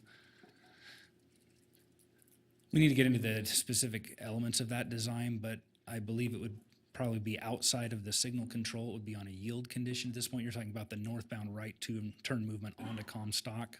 From Comstock onto North Virginia, heading north. This movement or this? No, yeah, that one. That right one there. would be Yeah. controlled by the traffic signal. And so you're not anticipating a reduction in level of service for that movement as a result of the increase in traffic load from the development? Correct. So what happens today is this right turn lane does not exist. We're adding that back in, and that addition plus this right turn addition creates more capacity than the project absorbs at that intersection. So we're just slightly net positive. Okay. Next question. There was a lot, when I was up there today, there was a lot of student parking, or I don't know, university parking. It looked like a long comp stock there. Is that, I assume that's going to disappear because you're widening, or what, is that at all impacted by the, I'm not certain exactly how it might, but are you going to be losing it as you're widening the road? Yeah, so another detail that needs to be worked out right at the intersection as we go into the design phase. But this cross section would be, basically from the undercrossing of McCarran all the way up to the project. There's a little bit wider width down in the area between the undercrossing and the intersection, but keep in mind we're creating that right turn pocket there. Yeah. In order to do that, some parking may need to be relocated or moved or disappear, but at this point, we want to do what's right for intersection capacity, and if it means a couple parking spaces have to go, they may have to go. Okay. I don't have any other questions for the traffic. Does anyone else? Can I Commissioner jump Weinstein? in, please, Mr. Chairman? Thank you, Commissioner Marshall. So this area then is going to not receive sidewalks, but receive curbs to the edge of the road, which will eliminate the current parking situation that has occurred with people parking in the dirt, correct? I think we have some opportunity to work through that specific detail, but yes, we want to provide that cross section with the sidewalk all the way down through there, including that 4 foot to 8 foot wide sidewalk. So that may mean the removal of parking, Okay. And which isn't a bad thing in with, some regard. with the Comstock improvements and the cut sheet that you just showed us of the street section, it's going to be presumed that it's going to be signed as no parking because there is no parking provided, correct? And that's going to go all the way up to the north side, what we're calling the north side of the railroad tracks, correct? Yes. Okay, thank you. Thank you, Mr. Chairman. Thank you. Actually, before I turn it back, Commissioner Marshall, I had one question as well. Lauren, what at the intersection from Comstock into the development itself, are there any specific improvements, any turn lane, anything like that? Does it warrant that as a part of the traffic study? It was studied with the traffic study. There is no turn lane warrant for that based on the volumes, and there's at that point there's certainly traffic coming down the hill, but it's not such a high level that we'd need any special lanes there. We also looked at sight distance to make sure we wouldn't have any weird issues with that. There is a clear sight line that can be developed at the proposed location, so we believe it's a reasonably safe location and works. Okay, thank you. Okay, Commissioner Marshall, appreciate it. Brooke, can I? I'm looking at finding B on page 11 of the staff report, which is availability of water which meets applicable health standards and is sufficient for the reasonable foreseeable needs of the subdivision. And the text really refers to water quality. And to me, it also speaks to water availability, supply. Do we have anything we can rely on that this project has water? They will, and I will actually defer to Janelle, who can speak of the water a little better than I can. Thank you. Good evening, Janelle Thomas, Senior Civil Engineer for the record. The water source and provider for this project is anticipated to be Tumwa. And I believe, I'm gonna ask the applicant really quickly, but I believe that we have a water discovery with this application. Okay. Yes, we do. Thank you. Thanks, John. Sure. One more, Brooke. Actually, I'm not certain if it's Janelle or Brooke, but it's the railroad crossing.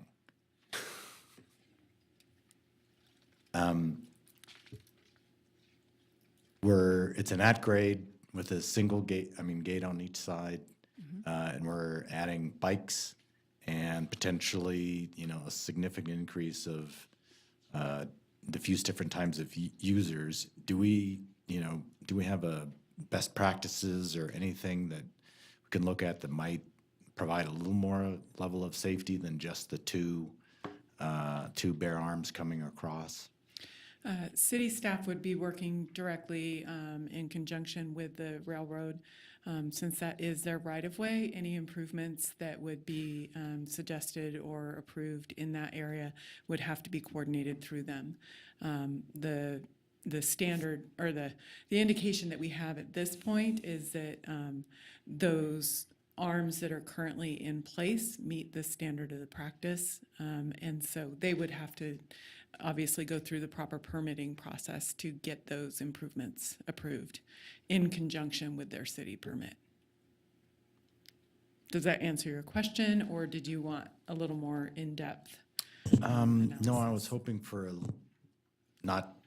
this is not a criticism, I'm just hoping that there could be an increase in somehow a safety factor, because if you're putting a range, particularly an increased range of ages of people on that road, and I know that's not a very active line, but I worry that if there's any other best practices that could be put in there, that if we have a bike lane, if we're increasing the intensity of that intersection, if there are additional protections that could be put in aside from just the two single arms that we've got in the flashing lights.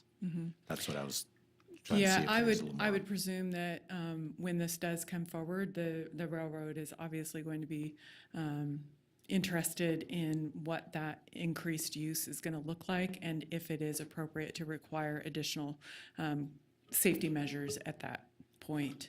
So now, I'm sorry, so now would not be the time to address that? There's a time in the future that can be addressed through city staff or? Okay, thank you. There would be a requirement of a concurrent permitting process during our project permitting. Okay, thank you. Theirs. And John answered the water question. I think that's it. Thank you. Okay, thank you, Commissioner. Additional questions? Commissioner Gower. Thank you, Mr. Chairman. Brooke, question for you. Condition number 20 has the list of conditioned improvements to Comstock. That includes the bike lane, the Sharrow, the widening. I understand that there's a series of approval processes, but is there a condition maybe that I'm missing that includes that right turn lane? There is no condition currently that addresses that, but it could be included within that improvement of the Comstock. So I know we've run into this before. If that is the case, then what is staff's recommendation in terms of conditioning something that's subject to another agency's approval? And I think with traffic, I would go to Janelle as far as how working with RTC and that would happen.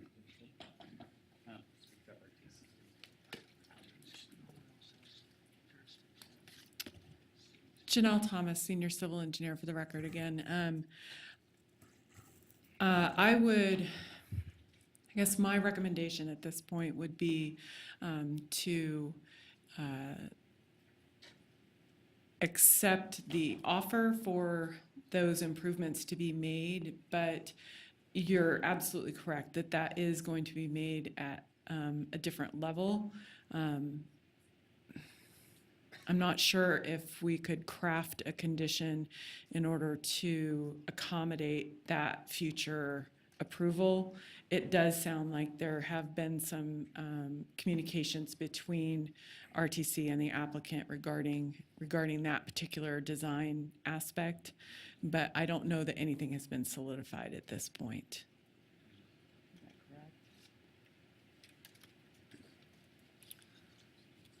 Lauren Chilson, at this point, we've laid it out to this sufficient level that we believe it's feasible. It'd be certainly through a city encroachment permit process with, with all the other improvements that are going to have to come as a public road. So we would lump those all together, from a permitting process, approval process, and yes, they're all going to have to come through design review.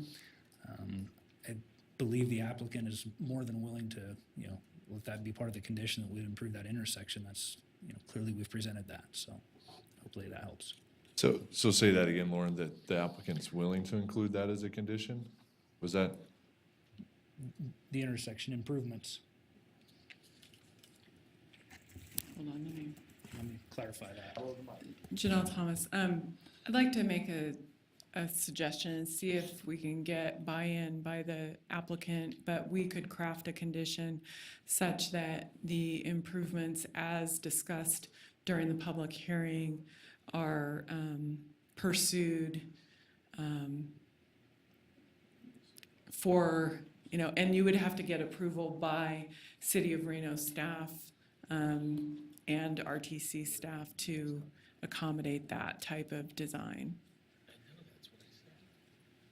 to an Okay. acceptable level. I mean, I don't know if we should add the actual condition for the specific improvements, but I do think that pursuing the improvement, the movements that would, or the ability for the movements to improve that intersection functionality should be pursued at the permit time. Okay. I mean, I'm just one of 7 up here. I mean, I'll Yeah. hear what the rest of the commission thinks, but I know we heard public comment and it's being presented to us that that's, an important component. So, I would be interested in figuring out how to work that in and not wanting to bind the applicant to something that they don't necessarily have control over. We see that occasionally, so. I guess from my perspective, Commissioner Marshall, that it underlines the traffic analysis as to the net. I mean, that element has to be there in order to achieve the conclusions of Mr. Chilson, as I understand it. May I clarify that, please? Yes. That intersection, without those improvements, still functions at level service D, which is acceptable with traffic signal timing improvements. We've gone the extra step, recognizing that was a community concern. We're trying to do the right thing. Mr. Fitzgerald has clearly offered up those improvements as being willing to do them. Are they absolutely necessary to meet policy? No, they're not. But, we're trying to do the right thing here. And you indicated earlier that you wouldn't be opposed to having that as a condition of the permit, is that?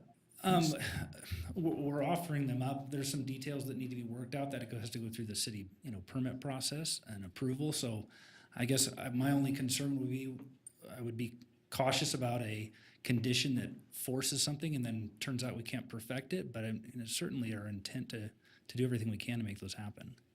Thank you. Mr. Weisky. Thank you, Mr. Chairman. Janelle? Is this intersection under the jurisdiction of RTC in the city of Reno, or is NDOT involved in it also because it's a state highway?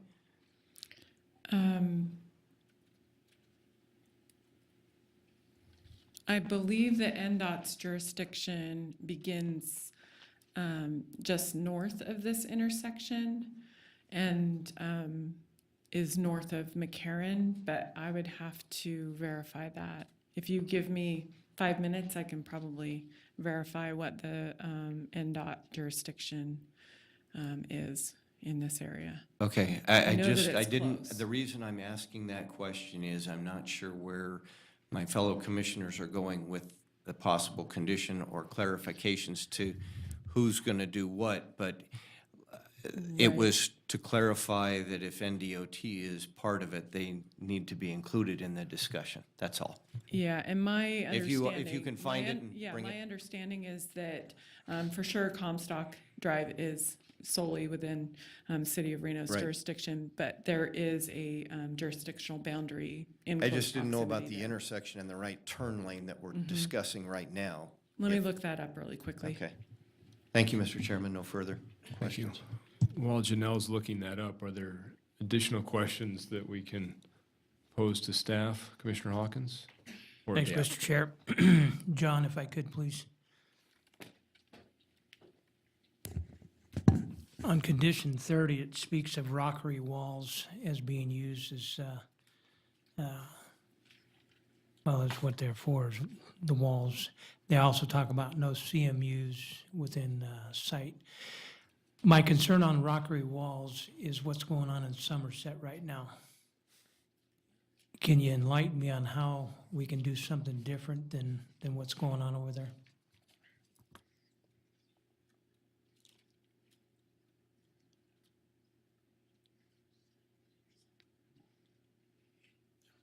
Yeah. Okay, so you just heard it from Rob. I guarantee I'm the least biggest fan that ever was in this community on Rockery Walls for just the same reason. You love to look at them, they fail. And it happens a lot. I got one in the back of my house. It's amazing to me that there's big stones that are 50 pounds that are falling off the top right next to a driveway. And you just wonder how these things are constructed. So short story is that is that's an option, but Mr. Fitzgerald is committed to Ready Rock, engineered walls.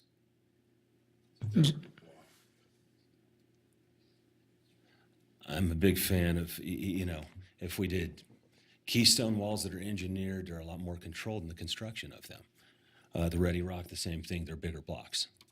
But he said he's going to use Ready Rock. If you wanted to amend the condition, we'd be agreeable to that. Yeah, I'd like to do that. Yeah, we'll make a note of that for the moving forward as a condition. Fair enough? Fair enough. Okay. Commissioners, additional questions? We're just going to wait for Janelle to come back. Some discussion while we're waiting for Janelle to come back. Commissioner Gower. Mr. Chairman, if I could get a sense or a gauge of the commission as to my question on that right turn lane. I mean, is the commission interested in having that as part of the conditions? Commissioner Gower, or Commissioner Johnson, I'll weigh in on your question, Commissioner Gower. I think the way it's been presented to us tonight and the level of discussion that we've had, I think that, that is a critical component to what's been presented, and I believe there's a couple of findings with respect to traffic that I think that will help, at least in my mind, make if, again, we can determine a way to craft it that doesn't bind the applicant into something that we can't, they may not be able to do. So if there's some language out there that would make that potential, I would certainly support that in the project. I just didn't want to go down a rabbit hole if no one else was interested in going down that rabbit hole. Okay, Janelle. Hi. Where's NDOT weighing in on this project? Janelle Thomas, Senior Civil Engineer for the record again. And as you can see by my tablet here, the state maintained roads document that I have shown here indicates that North McCarran in red is state maintained, as well as North Virginia Street north of North McCarran. And there is a very, very small portion of Sierra Street, 0.041 miles, that is maintained for some reason, which seems rather odd. But it is on their list of state maintained roadways opposite this area. So they would not have jurisdiction over any improvements that would be suggested at that intersection. Okay. Thank you. Appreciate that. Commissioner Hawkins. Thank you, Mr. Chair. This one's for Janelle, please. Finding I indicates stormwater drainage has the potential to impact the railway property, and technical studies are requested to ensure proper drainage. How long is this going to take before we get a technical study that's complete? Oh, the technical study, which is your final hydrology report, would be submitted with the permit application. To date, with their tentative map application as a standard of our practice, they have submitted a preliminary hydrology report that shows a higher level of addressing that issue. Thank you. Commissioners, additional questions? Now we can move on to discussion. Maybe some other commissioners can weigh in on Commissioner Gower's point to the traffic. So Commissioner Griffith. Commissioner Griffith, for the record, I will concur with Commissioner Gower if we can get a recommendation of staff that makes that applicable and not something that's just unreachable. So I am in favor, and I will go down the rabbit hole, as you mentioned. Commissioner Gower. Mr. Chairman, I just wanted to see if staff and the applicant had come up with a potential solution, because I'm in the same boat that I was with my question. I think it needs to be a condition, but I don't want to condition them to something that they don't have control over. So John, Mr. what do you Chairman, think? Could we agree to that? I think I opened, Mr. Fitzgerald echoed it. We're all on board. It's firmly committed to go do this. Why don't we accept a condition to whatever the mechanism is where we got to deliver the northbound right turn lane? And if he can't perfect it, then he's going to have to come back and amend the SUP or tell your story, whatever. Excuse me, the tentative map. The condition. We're comfortable enough saying, let's do this. It's been committed at all steps of the way. It's a firm commitment. So we just need an ability to go perfect the condition. We think we can do that. NDOT's not part of it. Maybe RTC is. Certainly the city is. I don't think there's a lot of risk to anybody involved, or the biggest risk is financial risk and the man saying, let's go. Fair enough? That works for me. Okay. But I mean, really, we used to do this on the fly all the time, and it works. It's a firm commitment. That's what I want you guys to know and feel. And we just have to have the ability to go do it. There's no horse trading. Okay. Thank you, John. Appreciate that. Thank you. We'll look to, I believe the appropriate place would be to add that to the existing condition number 20. There you go, D, As right? pointed Yeah. out, item D. Additional discussion items. Or a motion. Mr. Chairman, I'm ready to make a motion. Thank you. Commissioner Gower? Okay, in the case LDC 17-00045 cottages at Comstock, based upon compliance with the applicable findings, I move to approve the tentative map and special use permit subject to the conditions, including the addition of condition 20D, requiring a right turn lane off of North Virginia Street onto Comstock, and the modification of condition 30 to require ready rock walls as committed by the applicant. Thank you, Commissioner Gower. And I would also bring up that staff mentioned modifications to 2 conditions as a part of their presentation. Are those acceptable to you as well? Yes, including those, and I don't recall which numbers they were, maybe. Thank you. Condition 33 and 25. 45. 45. 45. 45 was just a typo, wasn't it? Yeah. Okay. Okay. Thank you, Commissioner Gower. Thank you. I think we've covered everything. I have a motion. Looking for a second. Commissioner Marshall, I'll second that motion. Okay. I have a motion, second. Additional discussion. Commissioner Olivas, additional discussion, I guess I'd ask a question of legal here first regarding the call out of Ready Rock for condition 30. My employer is the local manufacturer of the branded Ready Rock franchise, and I probably need to recuse myself from this. Would you all, can we just change that to engineered? So we're not defining it as a. Yeah, you don't want to use, why? As a. Use Ready Rock. Engineered. Engineered. If I just strike rockery wall, it actually. Yeah. Yeah. I think Brooke was saying that if he just strikes in condition 30, the rockery wall reference, that then references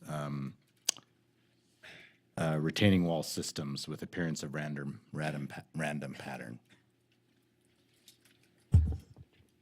Brooke Am I okay Oswald, with that Associate then? Planner for the record. That would be true. If we just did strike rockery walls, it does still give them the option to some design alternatives there without being sole sourced and not having to recuse yourself, so. And you're gonna have to do some work on the English there, but Yeah. I trust you'll work that out. Yep. Okay, are you okay with that modification, Commissioner Gower? I am. Thank you, Commissioner Olivas. It was the best post-motion discussion we've had in quite some time. That was great. Okay, I have a motion and a second. Any additional discussion? All those in favor? Aye. Opposed? Motion carries unanimously. Good luck with your project. Once again, I will read the appeal process into the record. Any final action, not including recommendations or failure to take action by the Planning Commission, may be appealed to the Reno City Council by the applicant, the mayor, or city council member, or any person who is aggrieved by the action or inaction. An appeal, together with fees, must be filed to the city clerk within 10 calendar days, starting on the day after written notice of the action is filed with the city clerk. And if the 10th calendar day falls on a weekend or a holiday when the clerk's office is not open, the appeal may be filled on that next business day. Okay, with that, we've had a request from the dais here for a brief break before we move into the next item. So I'm going to call for a break and reconvene at 8:10. Would you mind if I recuse okay. myself now? Yes, I would mind. I haven't opened the item yet.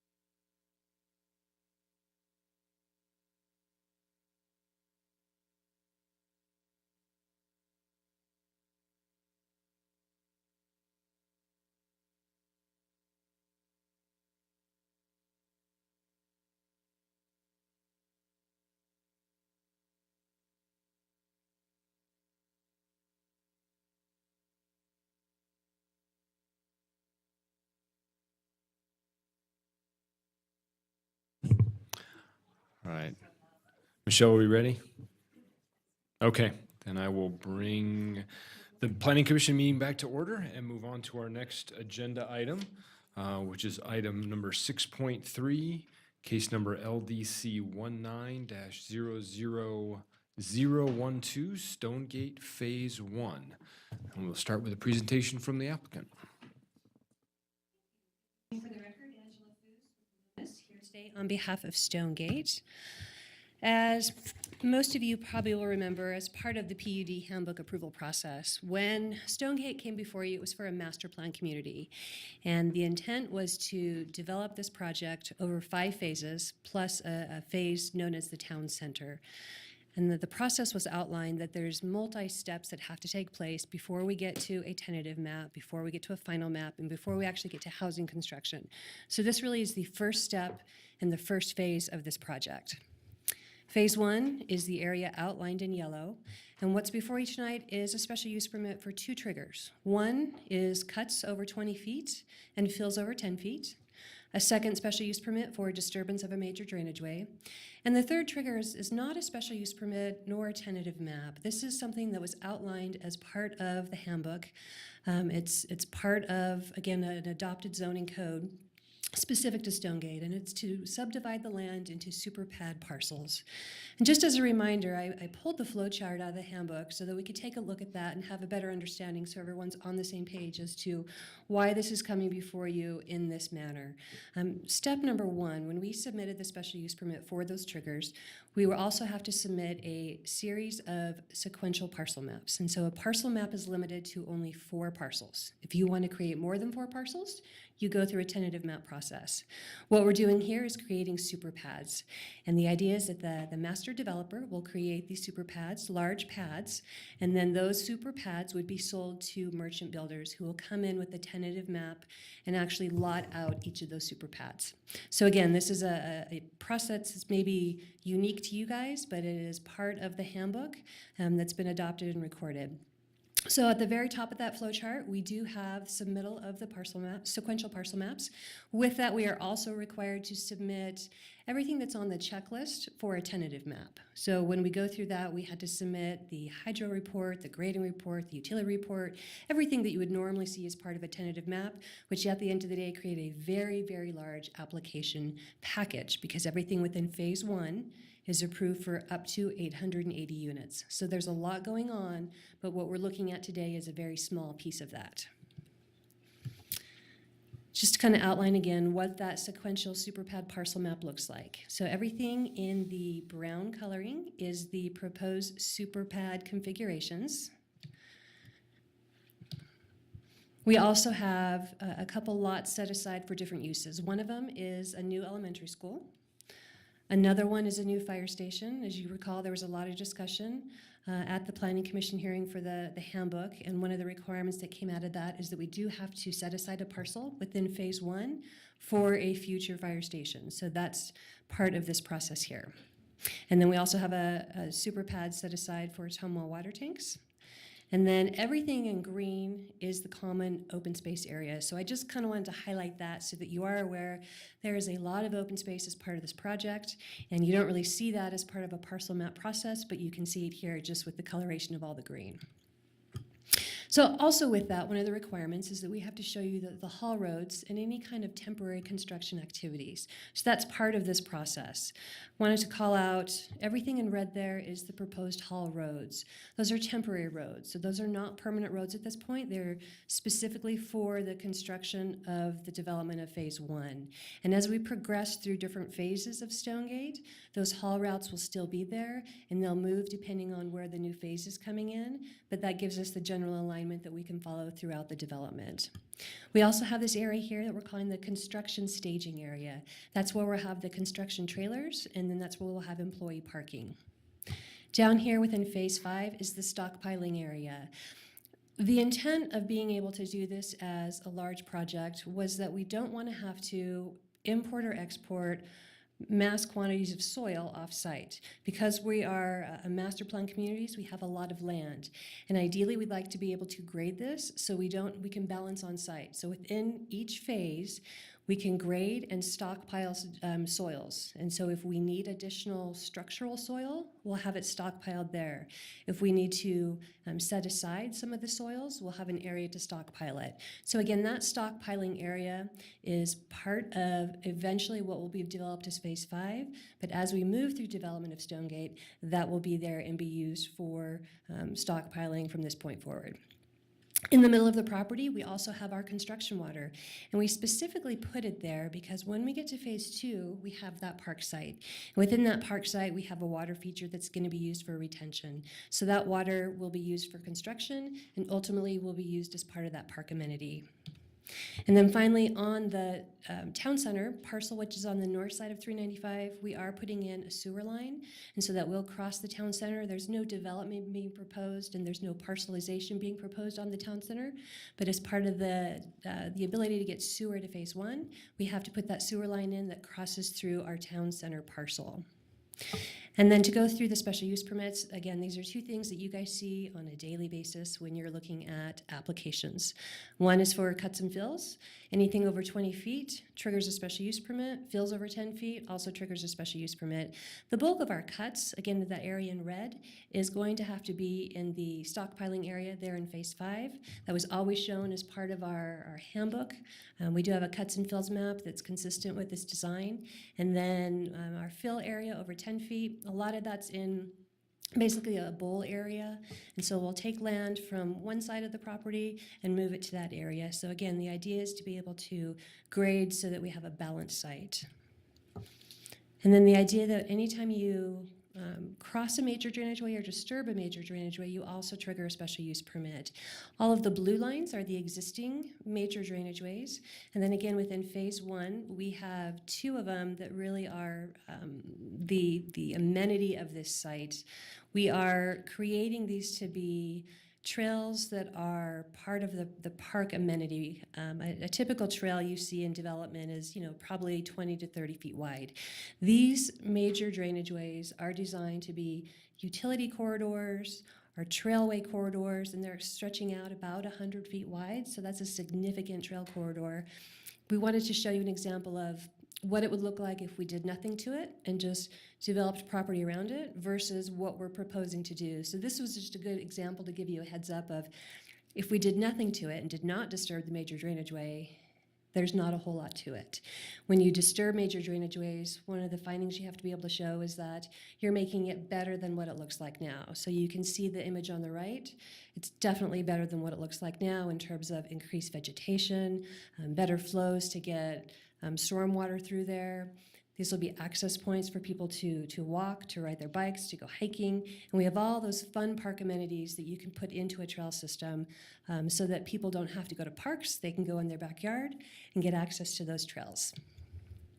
One other thing we wanted to just acknowledge as part of this process is within the PUD zoning, so again, our standard zoning is planned unit development. We have what I'm calling more of a subzoning. It's our land use map. And when we submitted the handbook, we had to submit our conceptual land use map, which is the map before you. And as we come in with each phase, we're basically going to troop that up. So we have certain areas, for instance, where we said, actually once we've done the grading plan, that's not really a good area to develop with residential development. So we're going to pull that out of the residential zoning and pull it into an open space zoning. We have other areas where, again, our major drainage way, the alignment changed slightly from what we had initially shown in our land use map. So we trued that up with engineering and said we're going to pull some of the open space out and rezone it to SF4 because we're moving SF4 in another area. We also have, again, within Phase 5, there's some areas within that stockpiling area where we're making some tweaks. And the code, our zoning code, basically our PUD, does allow that as long as we don't deviate by more than 10%. If we want to go by changes greater than 10%, we have to come back before you with a PUD amendment. Anything less than 10% is done administratively. And then finally, just wanted to highlight a couple of the big approval and agreement processes that we discussed as part of the PUD, just so everyone's aware of some of the things that have been happening kind of on the side. When you first saw this, it was a PUD. Now you're seeing it as a special use permit. The next time you see it, it's going to be as a tentative map. And then after that, we'll start going through the next series of phases. So there's a lot of steps in this process. But for one thing, I just wanted to call out some of the bigger agreements and where we're at. So the Parks and Open Space, City Council approved that right after they certified the handbook. The NDOT triggers, there was a lot of discussion on this. The first phase of those NDOT triggers are required actually at the tentative map stage. So they're not required with this special use permit because we don't actually generate any traffic with this process. But I did want to highlight that part of the NDOT triggers, when we come in with that first tentative map, those have already been accomplished. So we're ahead of the game in terms of where we needed to be with NDOT and some of those improvements that they were supposed to make to 395. Another agreement was the sewer memorandum of understanding, and that was the agreement between the City of Reno and Washoe County. Our sewer treatment goes through the Cold Springs Water Reclamation Facility, which is a Washoe County facility. So we are scheduled, the sewer agreement is scheduled for City Council next week and also for the Washoe County Commission next week. So that's one further step in the process that helps us to move forward.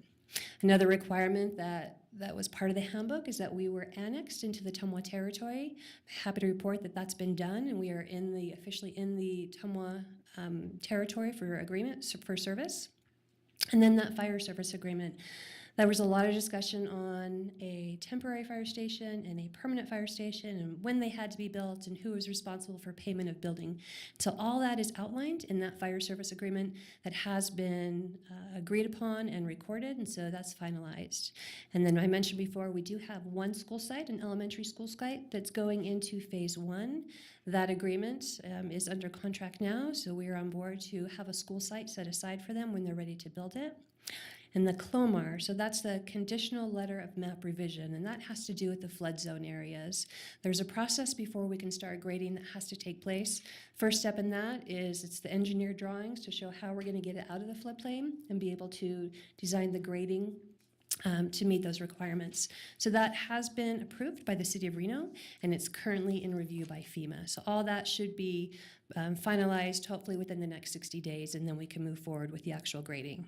And then the offsite infrastructure. So there's really two big pieces to that I think is worth noting. One is that Tumwa line. And so we have a Tumwa line that's offsite now that will be tying in on Old Virginia Road.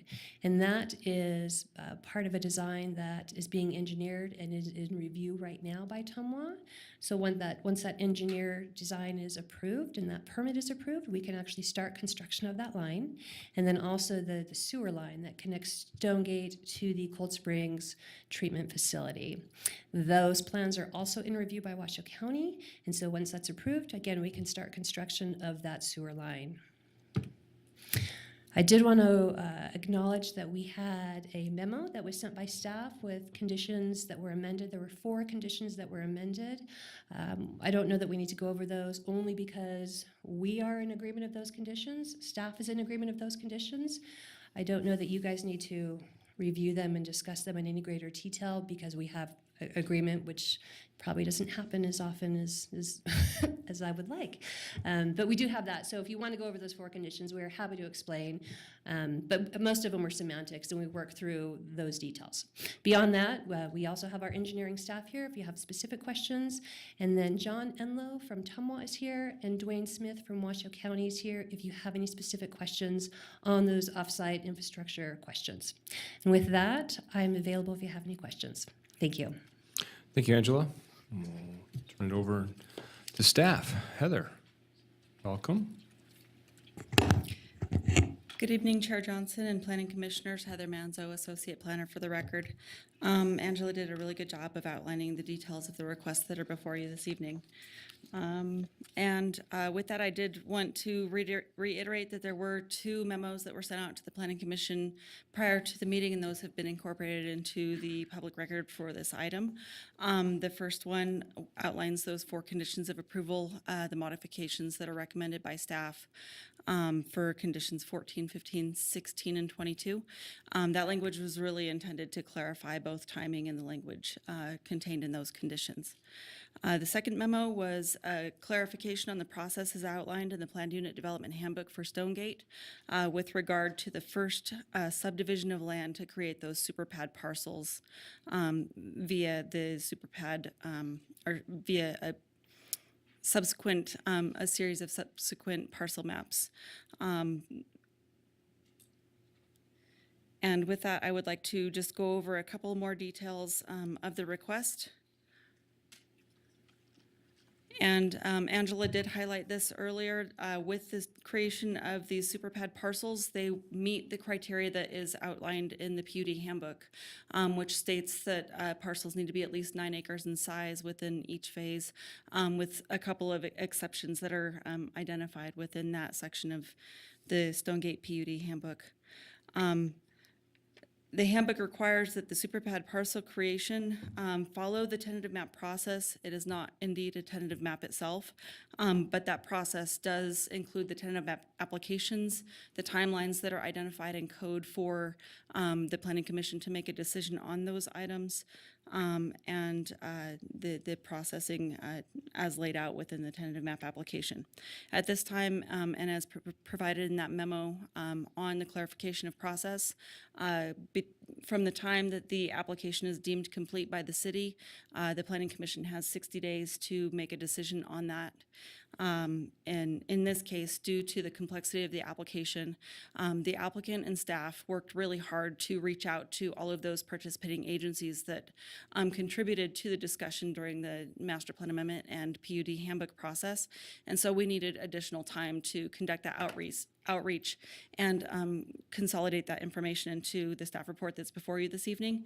And so the applicant did provide a time waiver to today's hearing. So I just wanted to reiterate the contents of that memo regarding the timelines that are required as a part of this request.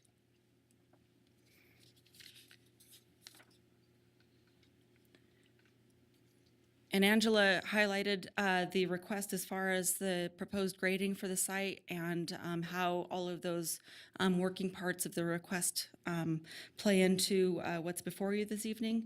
The development that's requested as a part of the special use permit is related to mass grading as well as the on-site utility infrastructure and road infrastructure that would result in the cuts and fills and the disturbance of the major drainage ways. In Angela's presentation, she outlined the 2 major drainage ways that are within phase 1 that are being affected pretty much along that entire section within phase 1. Additionally, there are impacts to the drainage ways as we cross the other phases of the development to establish those haul roads.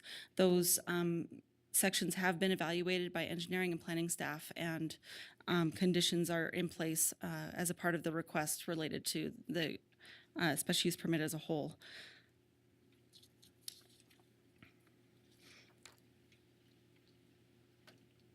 So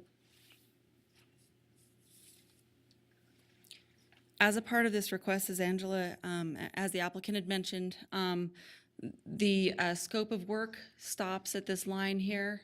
So a portion of phase 3 and phase 4 are not included as a part of the special use permit request.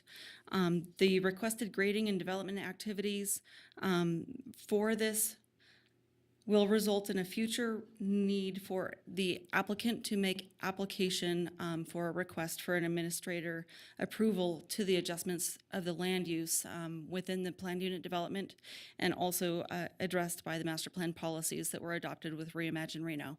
So that's something that is not before you this evening, but we do have information in the staff report that outlines what those anticipated changes look like as a part of this request does impact open space designated areas within phase 5.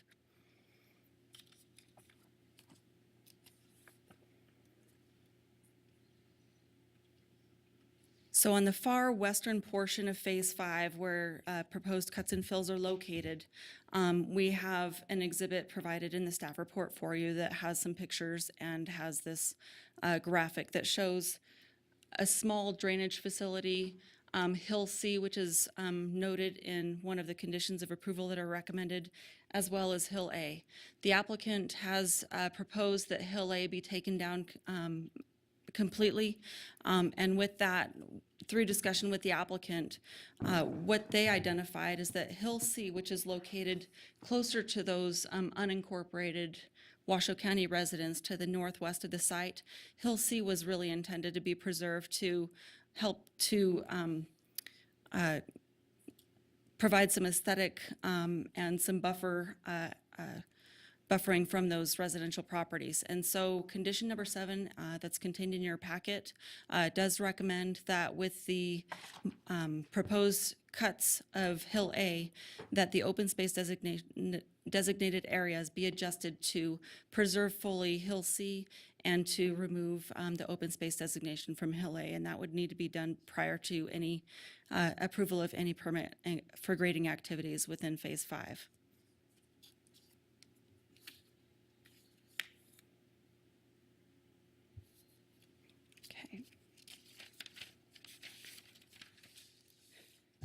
And so the applicant touched on the off-site facilities. The PUD handbook for Stonegate identifies that the construction of the off-site sewer and water facilities needs to be complete before the first issuance of the certificate of occupancy.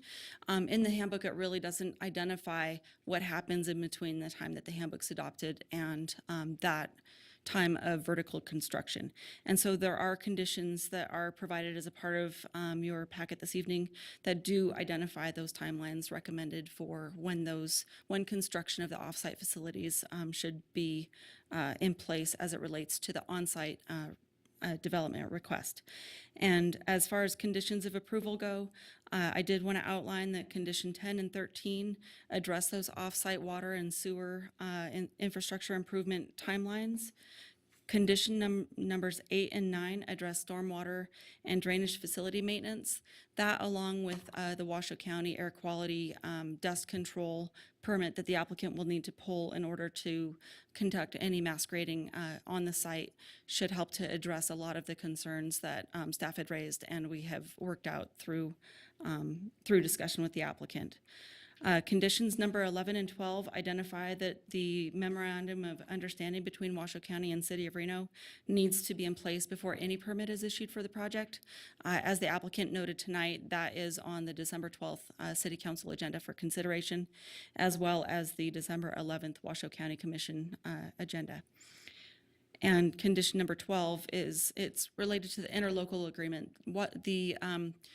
The City of Reno will maintain eventually the streets that are within Stonegate.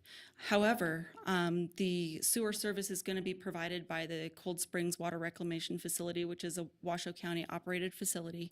And so the sewer lines and everything below ground to serve sewer to the site are going to be owned and maintained by Washoe County and fees collected by them for that service. And so that interlocal agreement will really outline the specific terms and the nature of how access and maintenance and services will take place between the two jurisdictions. And that interlocal agreement will need to be in place before sewer infrastructure permits can be issued for on-site infrastructure. And then last, conditions number 22 and 23 really address the compatibility of the requested grading activities with surrounding areas, and also to match edges or blend edges of the engineered graded environment with those of the undisturbed areas. And so with that, staff was able to make the findings for both the superpad subdivision and with the special use permit request. And so we have recommended the Planning Commission approve that, and I'm happy to answer any questions you might have. Okay. Thank you, Heather. Appreciate that. I will open this up for public comment after I get disclosures from Commission, starting with Commissioner Weisky. Thank you, Mr. Chairman. I spoke with the applicant's representative, and I visited the site previously. Commissioner Hawkins, as did I. Commissioner Gower, as did I. Commissioner Johnson, as did I. Commissioner Griffith, as did I. Commissioner Levis, as did I. Okay. I have a couple of requests to speak forms on this item. I will start with Tammy Holtstill.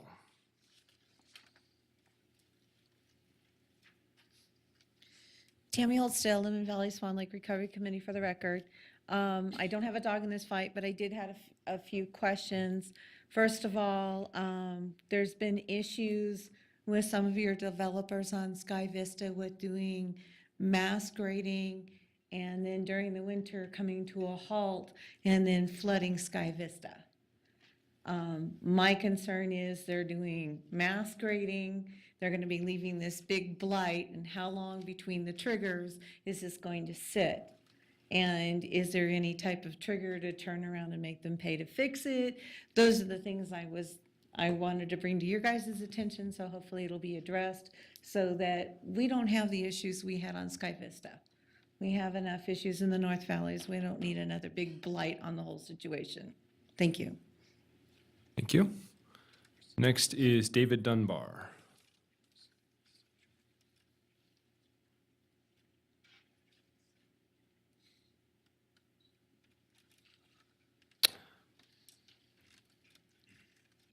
I guess so. David Dunbar indicated that he is in opposition. Comments are flood of Whites Lake. Is anyone else wishing to make public comment on this item? Seeing none, I will close public comment and bring it back to the commission for any questions or comments or motion. Commissioner Hawkins. Thank you, Mr. Chair. For Angie.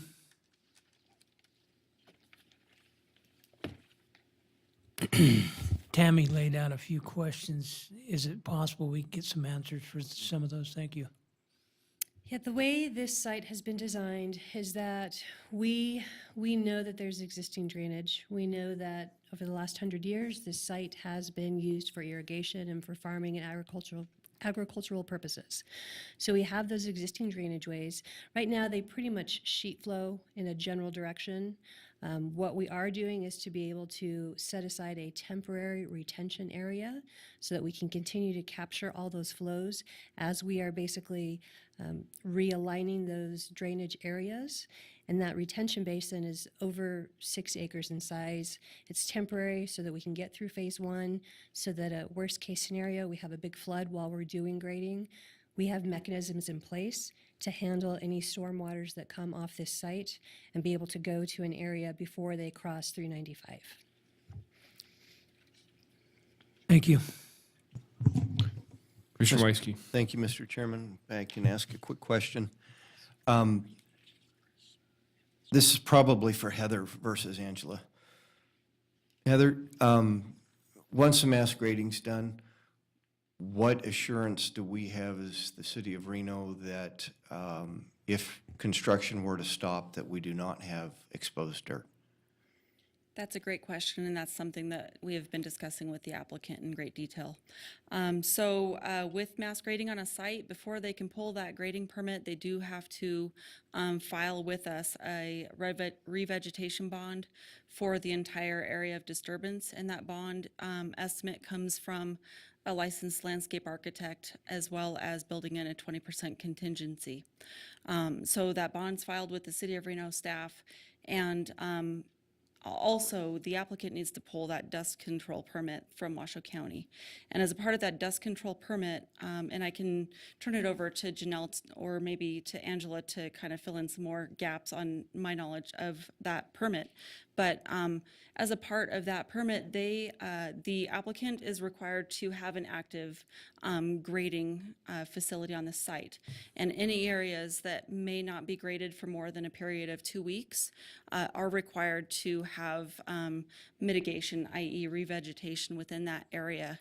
And so that's a part of that dust control permit, and should things slow down or should grading activities cease on the property, then those triggers do kick in for revegetation of those portions of the site not being actively graded.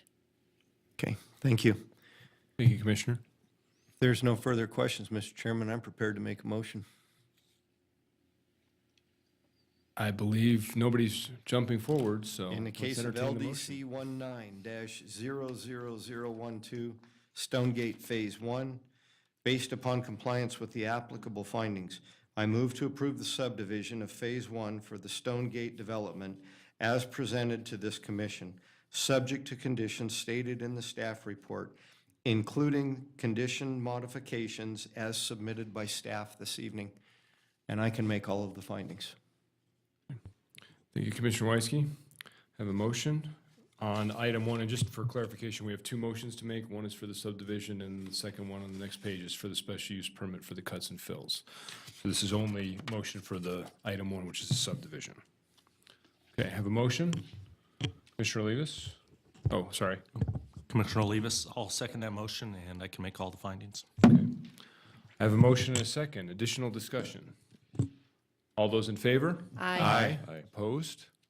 Motion carries unanimously. Commissioner Weisky, would you like to keep going? Thank you, Mr. Chairman.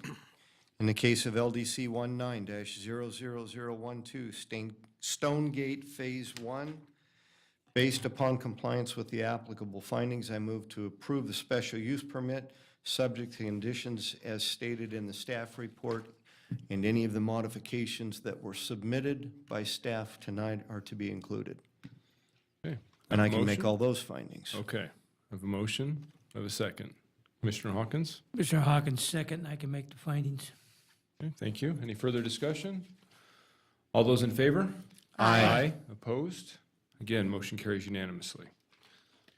I will, just because I've done it on the first time, I'm going to do it on this one as well. I'm going to read the appeal process in. It's like hearing myself talk, apparently. Any final action, not including recommendations or failure to take action by the Planning Commission, may be appealed to the Reno City Council by the applicant, the mayor, or a city council member, or any person who is aggrieved by the action or inaction. An appeal, together with fees, must be filed with the city clerk within 10 calendar days, starting on the day after the written notice of the action is filed with the city clerk. And if the 10th calendar day falls on a weekend or a holiday when the clerk's office is not open, the appeal may be filed on the next business day. With that, we will move on to item number 7 on our agenda, Truckee Meadows Regional Planning Liaison Report. On November 29th, we had a workshop/retreat to discuss regional plan updates and when we will have our first draft, hopefully by the 1st or middle of March. That's all I have. Okay. Moving on then to item 8, staff announcements. Claudia. I have very little because we have kind of back-to-back meetings. So the only thing that went to council yesterday were some street acceptances. We had no public hearings on the council agenda. So we actually got the day off from council. It's kind of nice. Daybreak, have I not been here since We haven't daybreak? seen- I'm no. sorry, we've had 2 council meetings. You've had 2 council meetings. Sorry, missed the other one. There's a little update there. There's a little outbreak. Daybreak was denied by city council. Okay. How's that? That's, We can leave it at that. Okay. You can watch the video. it was pretty I entertaining. couldn't do it justice. Um, Sorry, I forgot we thought we had another meeting in between there. Okay. ADUs, 80, yeah. oh my gosh, where have I been? I Were just were we the only ones forgot you paying guys attention? well, I thought you knew, sorry. And 80, I'm getting some apparently. ADUs was also turned down by city council. So that ordinance did not pass and there is no direction to move forward with it at this time. Anything else? What else did I miss? Nice that your planning commission follows along. We are really engaged. We know what's going on. What Like the about back-to-back meetings adult throw me. business? You want Michelle? to give them an update on adult business? I don't think that was. I don't have an update on that at this time. Okay. Okay. Is there anything else the planning commission would like to Is there direct anything else staff? I forgot? Yes, I have one thing. On the 19th of December, we're going to see or hear Prado South. I would like to see the hydrology report as well as the sewer report a few more days ahead of schedule than the PUD that we're going to be looking at. That way we can have a chance to read all this stuff before the 19th. Sure, but those were in the packet for the workshop as well. So you could probably, if you want to, Yeah, if you but want them really far my in under- advance. Yeah, you my can look them up. understanding from John Flansburgh that Stan Tech finished everything. John has a rough draft. I believe there's a draft out. I don't think it's finalized. And, But we'll and get as you soon as whatever it's we have. finalized, I would like to see it before we get our packet because that's just that much more we've got to go. It's Sure, like we'll get it 27 to- pages on one and 15 on the other. We'll get it to you as soon as we can. Okay, Commissioner Hawkins is actually doing a nice job of straddling the line between staff announcements and commissioner suggestions for future agenda items. I think that kind of falls in that category, but I will open it up if there's any additional requests. Okay, item number 10, public comment for either public comment on any action item or any general public comment. Seeing none? Danny Cleus. Hi, Danny. Good to see you. Thanks, Danny. Hope you feel better soon. Okay, close public comment and move it on to item 11, adjournment. Looking for a motion. Commissioner Weisky, so moved. Second. Have a motion and a second? Good night. Thank you, everyone.